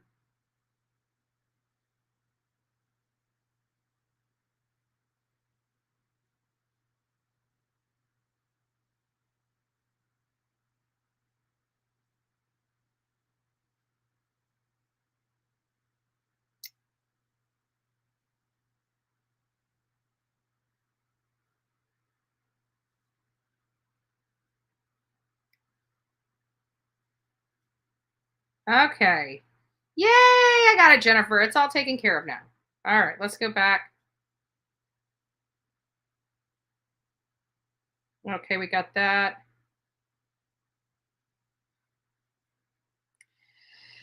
Yes, Robin. Robin, when you get off work tonight, yeah, why don't we have a little chit chat about the conversation we're having? But I want to talk to you because I don't want to keep going back and forth with text messages and whatnot. So, and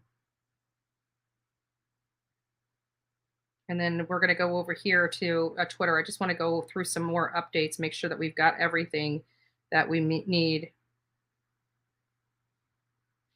There's a case going on. I responded to it. Oh, I want to talk about this. So there is a case going on that Jennifer Koffendorfer posted yesterday. And let me see if I can find it. Yes, here it is. I don't know if you guys heard of this. It's Lori Shaver, if I'm saying their name right. She's accused of murdering Michael Shaver in November 2015. His remains were found buried underneath the fire pit in the couple's backyard on February 2018. And according to the affidavit, the defense is that the 14-year-old daughter, which was only 7 years old at the time, apparently shot him and killed him. And so I had a serious question about this because, I've heard about this and I think Jennifer Koffendorfer would be the best person to ask this to because she's an FBI agent, and she's dealt with these types of cases. I mean, I'm sure not a whole lot, but you know, because there's not a whole lot of children that are capable of carrying stuff like this out. And most of the time, when the children do, they're really, really messed up. There's something like they're kids out of like The Shining, or you know, the two twins that have the heads spinning, and poltergeists and stuff like that. You know, there are some that are just sick, and this doesn't seem to be the case in this particular matter. So I wrote and said, Jennifer, serious question. You probably dealt with a few children in this situation. Is it common for a Stockholm-like syndrome to occur in a child this young, where they come forward and say they did something in an effort to protect their parent? I feel like she's not being honest here. And I further stated that I'm sorry if I'm wrong, but I feel like the family might be telling her to save her mom, and that because she's a minor, she won't be in as much trouble, and if she just helps, etc. That's kind of what I feel is going on behind the scenes, you know. And so I was very curious about that. It looks like I do have some comments. Let me see if I can read the comments here. Oh, Jennifer did respond. Holy crap, I didn't see that. And Jennifer wrote, my first thought. I didn't realize, I wasn't even paying attention, but she did write back, and she said, my first thought, Betty. So she's now saying her then boyfriend at the time took the second shot. This woman has major mental health issues, and her daughter is being used for bait. I posted more details from Law and Crime that tell much more of the storyline on my page, a must read to learn more. So Eddie Saunders, thank you. Trendy Views. I'm going to go ahead and sub this. I am following.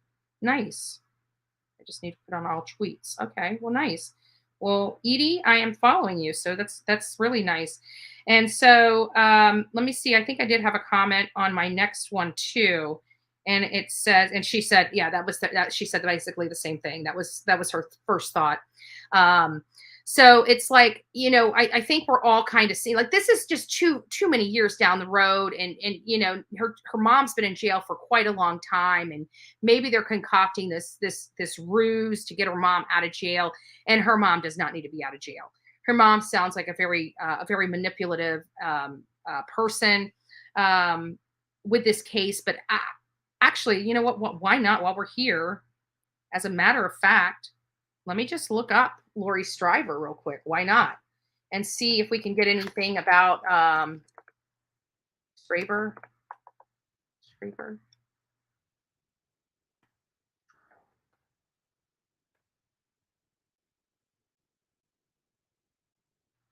Shaver, not Stryver.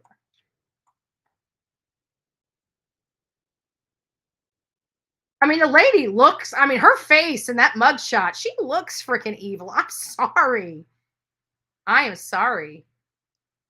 And this is not too far from me either. I might have to go to the hearing or something. I'd like to, if they have a hearing. But it's blowing up on the internet. Here's one that came out in 2021. I'm looking for older articles, not the newer ones. I'm looking for the older articles. You know what I think is causing the hiccups in here is because I'm changing the live stream to normal latency instead of low latency, and that might be the problem. I may have to adjust that. So here's an article here. See if it'll pop up on, oh, is it attached? Yeah. So I found this. Oh, no, it's, go to StreamYard. Why is this not showing the tab?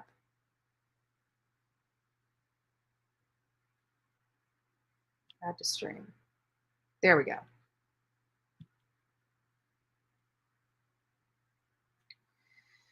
Okay, so here it is, and this is an article from 2021, and it says Claremont, Florida. Florida woman accused of murdering her husband and burying him in the backyard needs help with her defense. Lori Shaver and her lawyer made a YouTube video asking for money, which posted Tuesday. Holy crap, we gotta watch this. Hold on. What? YouTube video.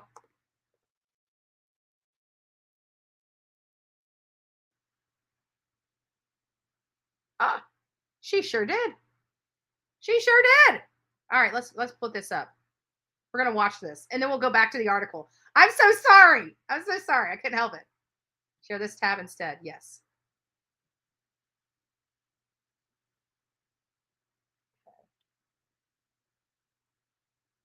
This is not it. Where did it go? Did I hit the wrong button?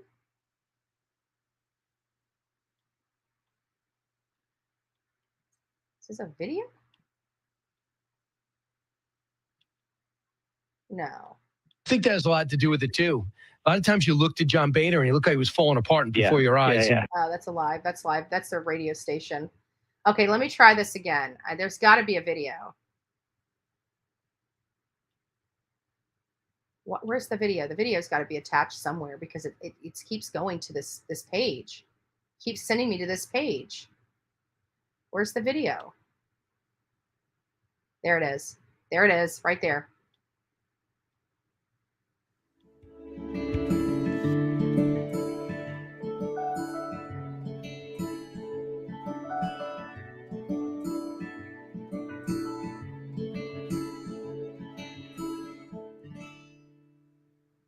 Good morning. I'm Jeffrey Weggs. I'm an attorney, a criminal attorney here in Lake County, Florida. Sitting to my left is Lori, a client of mine. Lori, regrettably, is charged with the most onerous crime that any individual could be faced with in their lifetime. Lori is charged with the crime of murder. This incident stemmed from a relationship, having been married to her first husband, Michael. Now, Michael and Lori got married when they got out of high school, and this was a young marriage between the two of them. Lori was the victim of repeated physical violence by Michael. This went on for a period of years.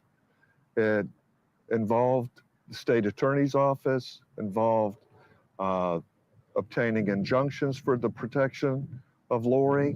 It involved the Department of Children and Families being called into the residence. Michael was removed from the residence, and at that point, or some point thereafter, Lori started seeing somebody else. We're not going to mention his name, but he's the subject of this action. This relationship came upon Lori by Lori dropping the children off at school, and this same individual observing bruising and injuries to Lori. He confronted Lori, and we don't know to this day, or to some extent, we'll find out though, but he proclaimed he had been in the special forces, he had been appointed to protect President Bush, and that he had the special ability to protect Lori from Michael Shaver. He even advised Lori that he had the ability and the knowledge and the special skills to kill somebody, and that nobody else would ever see it, know it, or be able to pin it on him in any fashion. Michael being out of the house, Lori had a relationship with this same individual. The same individual became close to Lori, and during their relationship, Michael was gone. Michael was out of the house. He had disappeared through some means of which we suspect we have the answer to.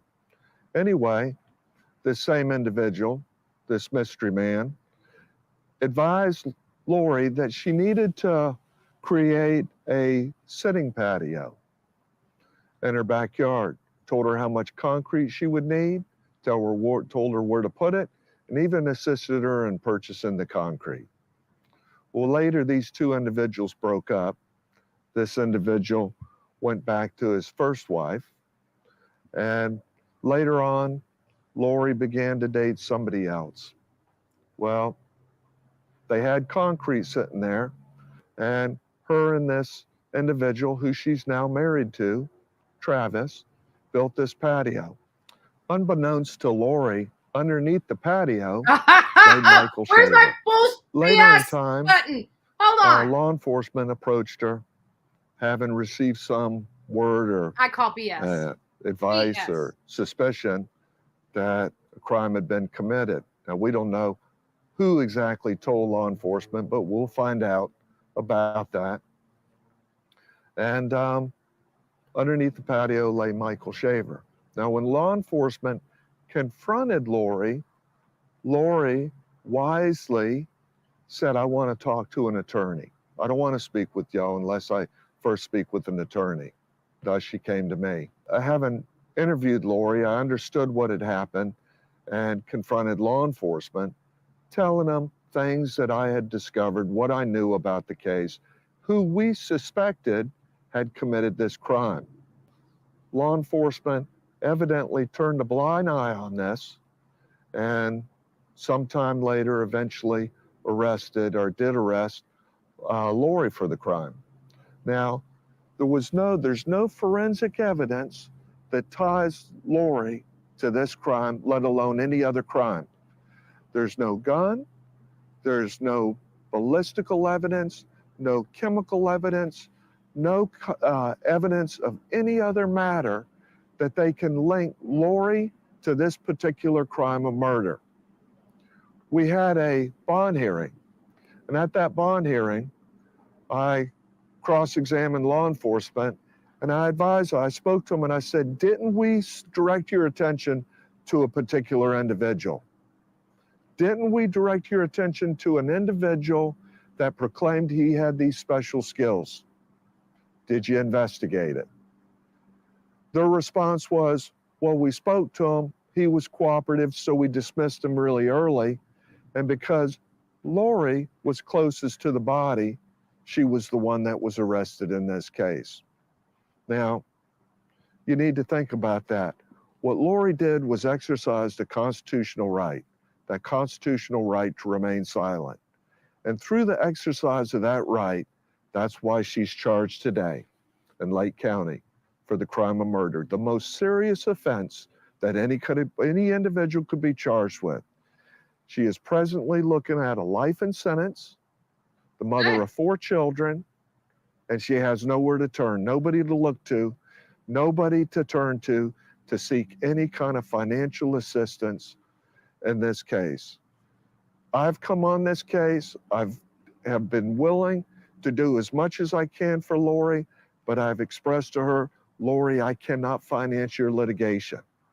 We have to do what we can and look to somebody or any individual that may contribute to your cause.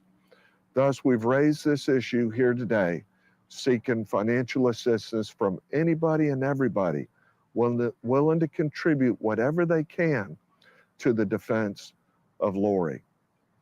We're asking for your kind contributions and assistance, and I can assure you, having interviewed Lori, having looked at the discovery that's been provided me to this date, there is no evidence against Lori Shaver upon which the state can seek a verdict of guilty. So bare is it, law enforcement even is aware of the fact. What they have done is to even have the court issue a warrant for Lori Shaver. What they did is they falsified a probable cause affidavit. They put verbiage in there that her current husband had told them that Lori made a statement implicating herself. That statement was that a communication transpired between her and her husband, whereupon Lori allegedly said to him, well, let me put it this way, Michael's just not walking this earth at this time. I confronted that individual, Travis Filmer. Travis Filmer has executed an affidavit declaring he never made this statement. That affidavit was submitted at the bond hearing before Judge Singletary. Now, we're asking y'all to contribute in this matter and recognize that sometimes and oftentimes people are prosecuted for political reasons, and that's what's at stake at this case. We're asking for your aid and assistance in the most liberal way in which you can. We're going to provide you some information in this link where it'll tell you where to contribute and where you may donate to this cause, and we appreciate those contributions. Is there anything you need to say or want to say, Lori, at this time? My name is Lori Filmer, also known as Lori Shaver, and as my attorney, Mr. Wiggs, has just stated, he is representing me for the charges of second-degree murder of my ex-husband, Michael Shaver. I'm coming before you guys today just to let you know that we have our suspicions, but I don't know why I've been targeted, why I've been set up, or charged with this heinous crime. I am not guilty. And anybody that knows me knows that my life is my children. I am a daughter, I'm a friend, I'm a neighbor, I'm a servant of God, I'm a wife, and I am a devoted mother of four. Multiple times. My life is my children. The well-being of my children has and always will be my top priority. And that is the reason that I would never cause any harm to the father of my children. And I know that there's people out there that are trying to paint this picture of me, but that's not me. I'm loving, I'm caring, I have a servitude heart. I don't judge people. I accept all, and I always try to see the good in everybody.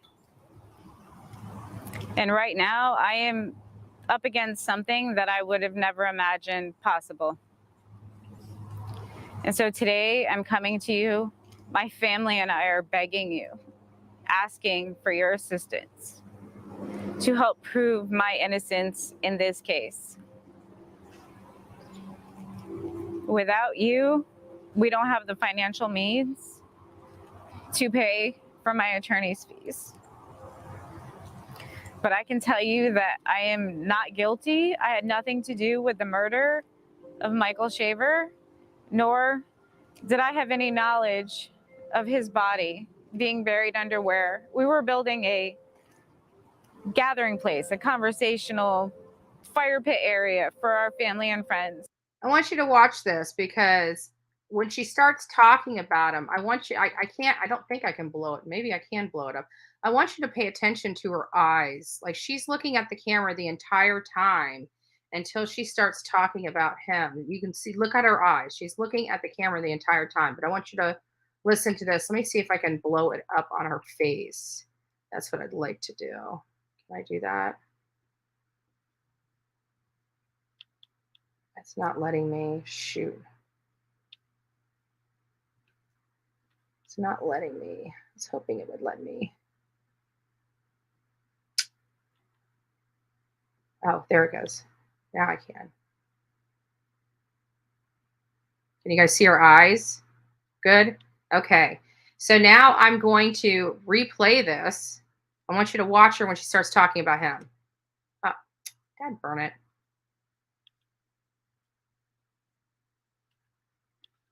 To help prove. So how do I get this down? So I need to keep it in there. All right, so I got it. I think I figured it out what I need to do here. So we'll go ahead and play her.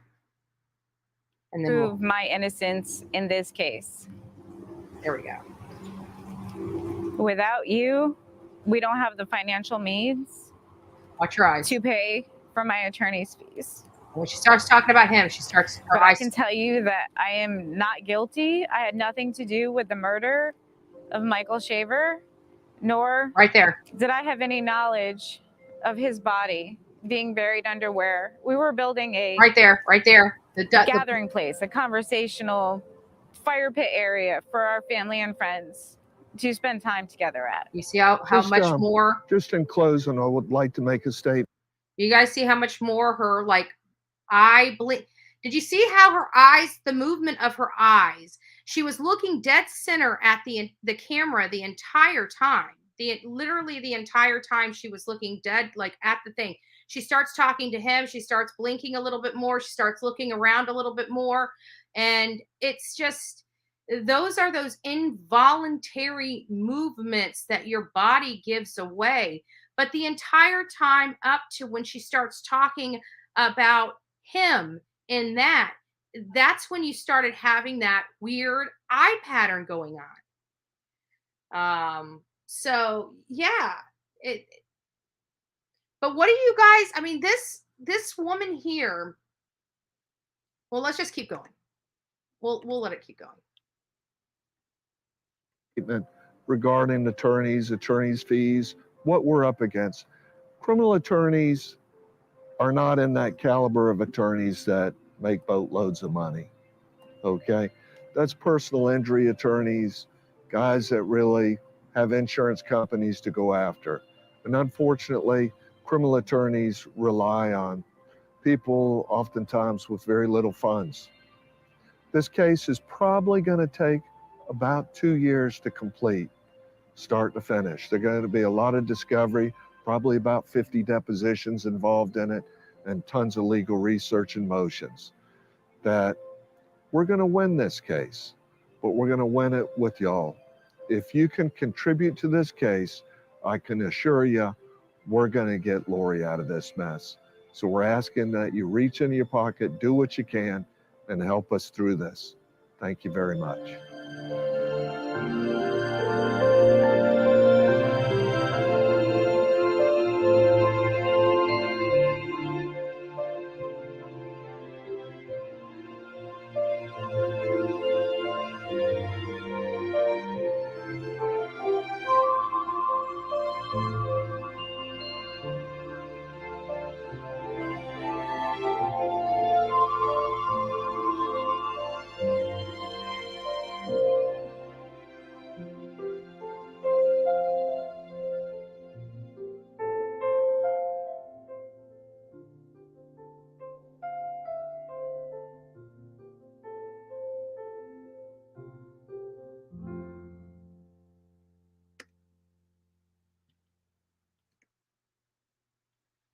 So they I have never, I'm sorry. I'm not laughing at I'm laughing at the, the handout, the begging.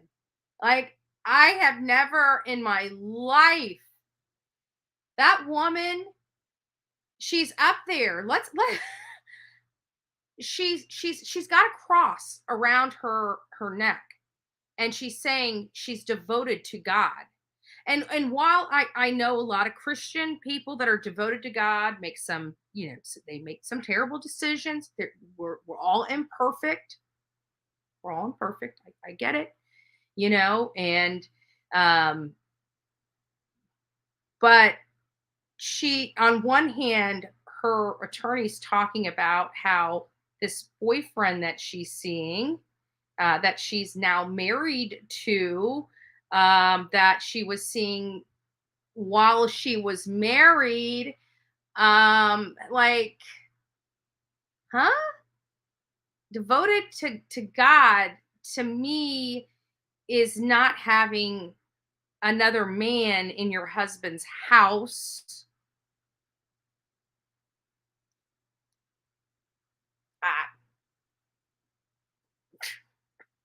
I mean, I like I said, people make mistakes all the time. Good Christian people make mistakes all the time. I know it. I've seen it. I know, right? I know.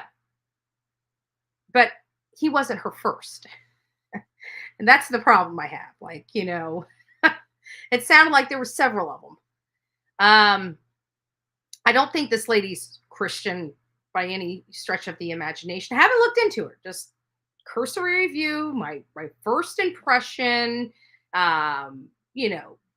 judgment type thing. I mean, just off the cuff, she doesn't look very Christian. When I'm looking at her, I see a woman in a dress, but I don't see a Christian in a dress. She really wanted to not that I have anything wrong with her outfit by any stretch of the imagination. I don't think it's,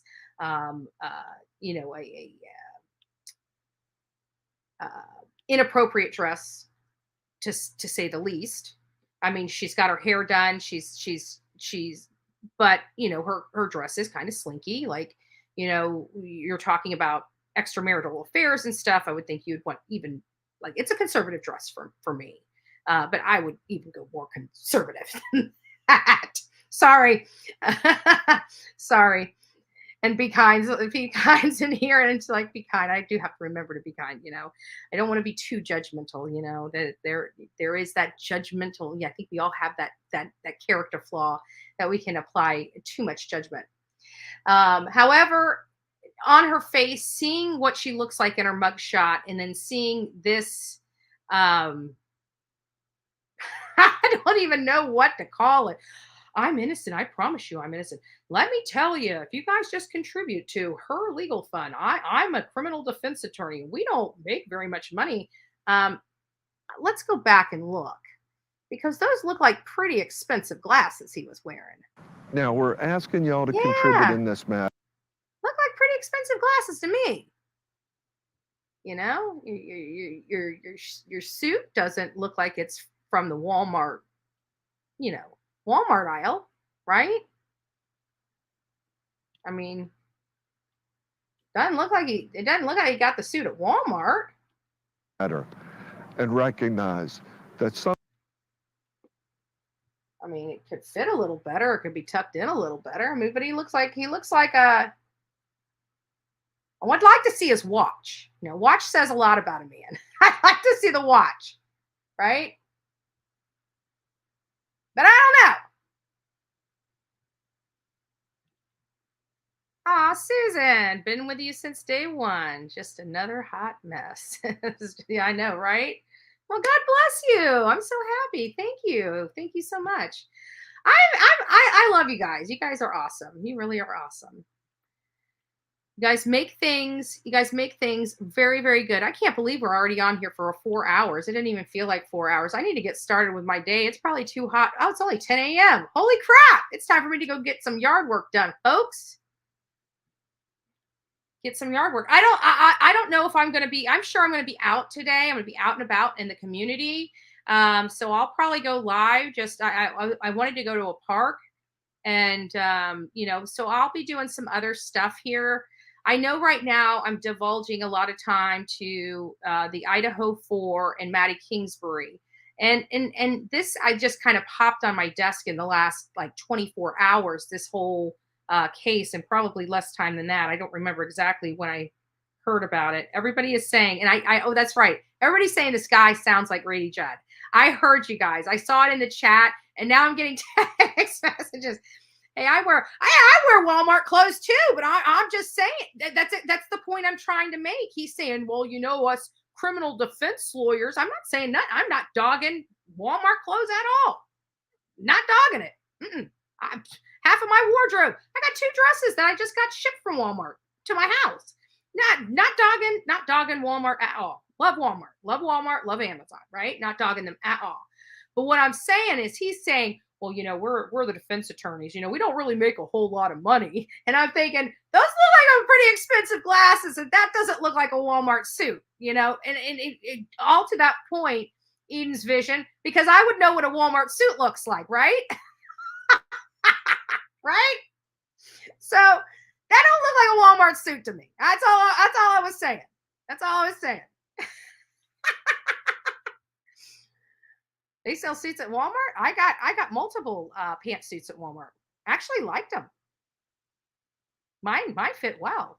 You buy the pants separately from the the blazer. But I bought multiple professional suits at Walmart. Trust me. He's gross and creepy. He is. He is. He does look like a gross and creepy guy.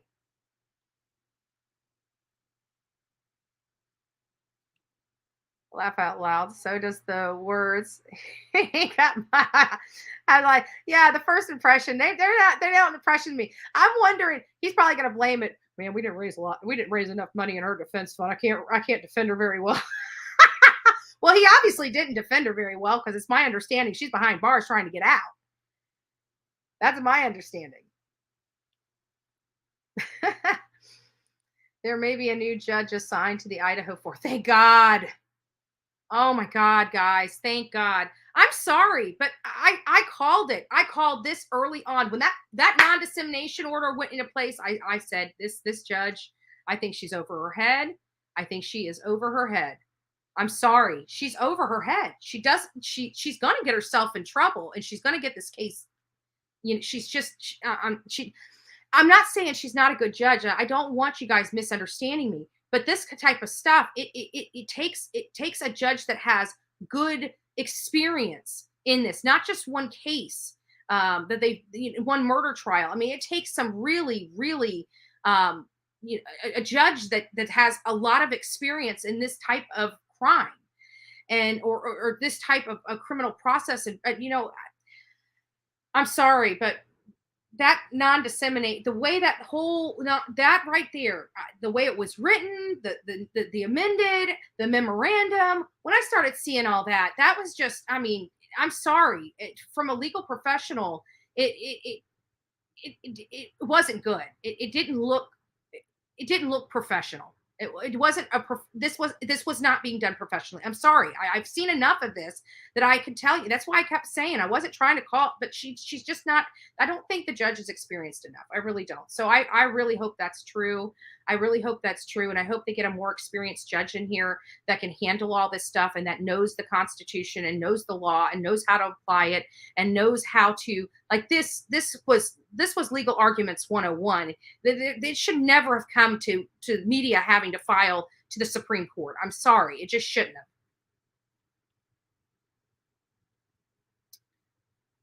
Man, this group gets me 3 rough days. Oh, yeah, it gets us all 3 rough days. I just got a short shirt Adidas set at Walmart for $75. What Walmart are you shopping at? In Beverly Hills? Usually, us poor folks here in Florida, we'd be paying like maybe $16.95 for the shorts and maybe $14.95 for the shirt. I hope it fits well. I'm just poking fun. Amazon is my jam for sure. I tell you what, if cars disappeared tomorrow, many of us that have been, that have like an IV line to Walmart shipping and Amazon shipping, we're going to have some major DTs when that gravy train comes to an end, right? It's ultra convenient just to have stuff shipped right to your front door. I gotta say, you know what? It makes you wonder, what are we doing with all this extra time? Do you remember back in the days, it was a hustle. You got to get up. If you wanted you either paid your all your bills like a week in advance because you had to put a stamp on it and mail it in, or you had to go stand in line at the utilities office, whether it was water or electric. They even had places around here at the little check cashing places that you could go pay your utilities and stuff like that. When you had to deal with banks, you had to go inside that bank. There was no such thing as online checking. What? All this extra time. Maybe we need to have an opinion panel. We might need to go off true crime for, maybe we'll do that this evening. Go off true crime for a segment and talk about an opinion piece. What are we doing with all the extra time? Like our parents and our grandparents, they had to all do this by hand, and they were happier and healthier. Now we have everything at our fingertips. What are we doing with all our extra time? Does that explain mental illness? Are we living too much in our brains because we're not being out there energetic? We know the story about idle hands, right? Idle hands aren't happy hands, right? Busy hands are happy hands.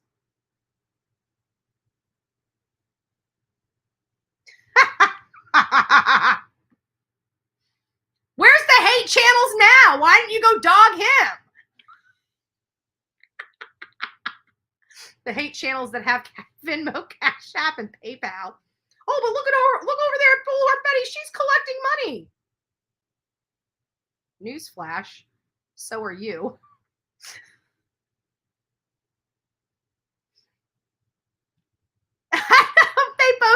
financial. Look, let me tell you something. I will be straight up honest with you. I know a lot of successful criminal attorneys, and trust me, they are not missing their steak, okay?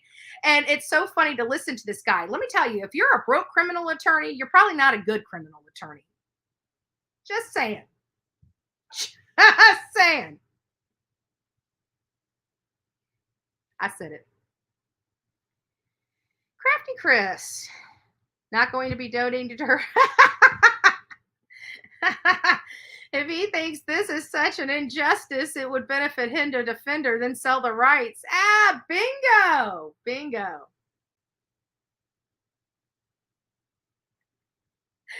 Yeah. Oh, Lord help me. My mind just went. I don't know where my mind just went when I read that. He's going to turn it into a movie. And then I'm thinking creepy guy, and I'm thinking he's getting payment already. I'm sorry. It went there. It went there. I went there. I'm sorry. I know I just probably made a few people lose their midday breakfast or something. I remember you saying that from the beginning. Yep. And you know, it's hard because everybody's like, "Oh, you're so critical. You're so critical." Look, what am I supposed to do? We have a true crime channel on YouTube. We're ultra critical, you know, and we've watched a lot of cases. And I'm sorry, but I've happened to be in a courtroom a time or two for myself personally, as well as sitting there handing paperwork, you know. So it's like I hear things and I'm like, even though it's not Florida law, I know we have the same basis that that every state has to build upon. So as long as you know that foundation, you have to use, you know, common sense and stuff and be like, you know, what's the spirit of the law? And I'm sorry, but there's non-dissemination, and I said it's not going to pass legal muster. And I specifically cited that she didn't use less restrictive means prior to that non-dissemination order. And guess what was cited in that Supreme Court opinion? The exact same crap that I had been spewing months before.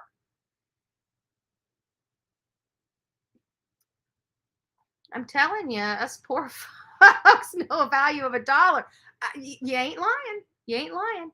But I have to agree. Somebody's saying they're paying $75 for that Adidas outfit. I'm sure it's probably a workout type of outfit. Either way, you know what? Prices are going up. So at the end of the day, you know, this might be the new reality. That's why you have political activists like me in communities keeping taxes and making sure our politicians don't raise anything they don't have to, right? I'm the pesky person that goes in and looks at those. I went through the financials. I remember, what was it, 2000? 1999, 2000? We went through all the finances. We found $500 million siloed. $500 million just sitting in bank accounts. Like, insane. I wish I would have found. I wish I would have had a credit card to one of those accounts. We had a house in town I grew up in, and a man was reported missing and found below a new poured slab. I wonder if it's this case. Do you live in Florida? Or is this another case that somebody used this tactic with? I mean, concrete's not, but the idea, let's think about this. Like, I knew how to shoot a gun very young. I knew how to shoot a gun. I was out in the country, Mayaca City, Fitzgerald, Georgia. You know, there was a lot of backwoods. I learned to shoot a gun. I learned about gun safety and everything very early on. When we were growing up, and I say this over, but you never know who's in your chat now. When we were growing up, we weren't even allowed to point water guns in somebody's face, even the green and the clear ones, the ones that looked like toy guns. We were not allowed to ever point a gun at somebody's face. They didn't care if it was a toy. They didn't care. And that is because parents in those days, there's guns all over. And you never want it to risk, you know, and kids, they go out and tinker with guns, period. We went out and shot glass, I think the coolest was the watermelon. And it wasn't one of those big watermelons, just a little watermelon, right? And it was because I don't know if my uncle just had a lot of them at that time or if he was growing them out in his his fields. He had huge property. And I think it was one year he grew some watermelon. And I think it was the watermelon that he grew. We had quite a few watermelon out there. But I remember shooting it, and I remember I shot like a pistol when I was younger, but that wasn't what we were trained on. We were trained on the rifles, the little 22 rifles. It still had a kick for a little kid, but they didn't give us pistols. We had the long barrel rifles. That's what we were taught on. But when we were growing up, no guns. But I don't even as a young kid, I don't see myself even at 7 years old shooting somebody. Even somebody being violent, picking up a gun and shooting somebody. I that never even remotely crossed my mind, and I can't imagine what 7-year-old child's mind that would cross. Like, children at that age, they don't think of things like that. And if I don't believe the story at all, but if the 7-year-old truly did do this, somebody put that into their brain. They didn't just concoct, oh, I'm going to go grab a gun and just take them out. 7-year-olds don't think like that. Many of you either have 7-year-old children or have 7-year-old grandchildren or know somebody around that age. Tell me which ones think like that. I'll wait. I won't hold my breath, but I'll wait. It's 60 miles one way for me to go to town. So yes, UPS and FedEx are my best friend. Oh, wow. Yeah, that is far. When is shush hit the fan? Those waiting for their Walmart groceries to deliver all. Oh my gosh. I've been using the delivery to the grocery delivery. I'll be honest. I'm getting out though. I'm getting out. I'm actually going to do my own grocery shopping. The Florida Department of Transportation is meeting this year to discuss the future of flying cars. It's getting close. I knew that they've been engineering up. Here's what I could tell you, they have been trying to engineer flying cars for a heck of a lot longer than many people think. When we were in school, was it elementary? I think it was middle school. I think it had to have been middle school because I'm thinking of our height at that time. It had to have been middle school. So when we were in middle school, we had to bring in, stuff like talk about our parents and what our parents do. And I lived next to, in our community, there was one section, the northwest side of Bradenton, that basically had all the car dealership owners, and they had kids, that went to school with me. And we all lived in the same neighborhood. So we had the Cox Chevrolet. We had Alex Karras Lincoln Mercury. We had Poucher Cadillac, which is now, I think, Sunset Cadillac or something. We had Mr. Conley Buick. So anyways, I went to school with a kid named Kelly Cox and I think Susan Cox, there was another, I don't know if it was Susan Cox, but Kelly Cox was the son to one of the owners of there. It's a family that's owned it. It's been around forever and ever in this county. It just moves from one family, the family just continues to run it from generation to generation. And like the Conley and same. So, but he was able to bring in, and do you know that they order their cars, like the designs, it's 2023 right now. They're already producing the cars for 2028. They already have the car designs for their 2028 model now. They're already fabricating parts for their 2028 model now. We don't know what it looks like. And I remember there was something in there that they were talking way back then when I was in middle school. the potential for flying cars. True story.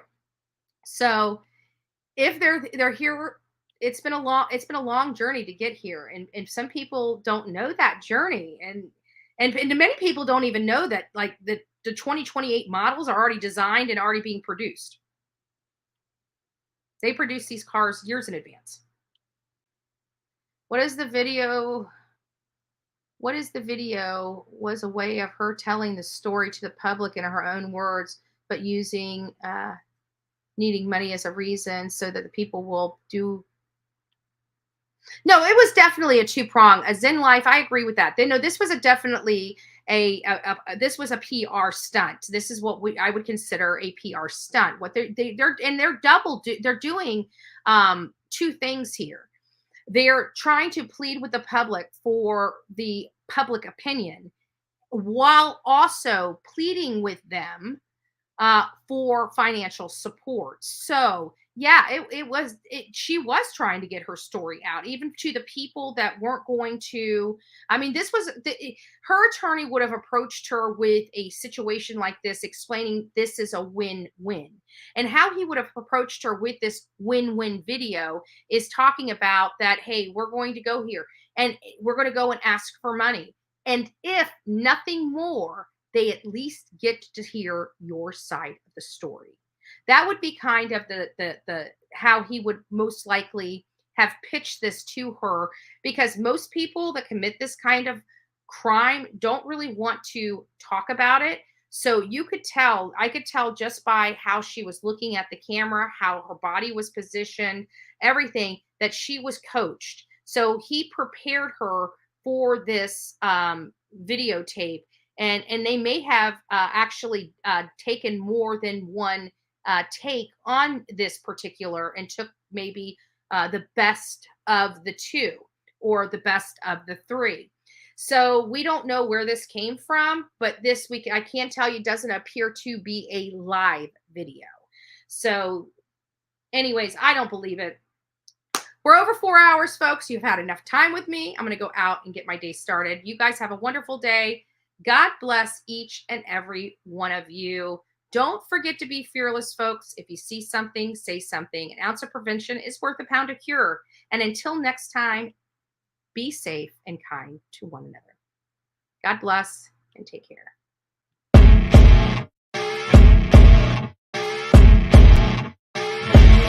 As you wake up in the morning, you want to find the latest, greatest information about criminal cases and have an intuitive conversation about the suspects associated with these cases. Head over to the Bullhorn Betty channel on YouTube.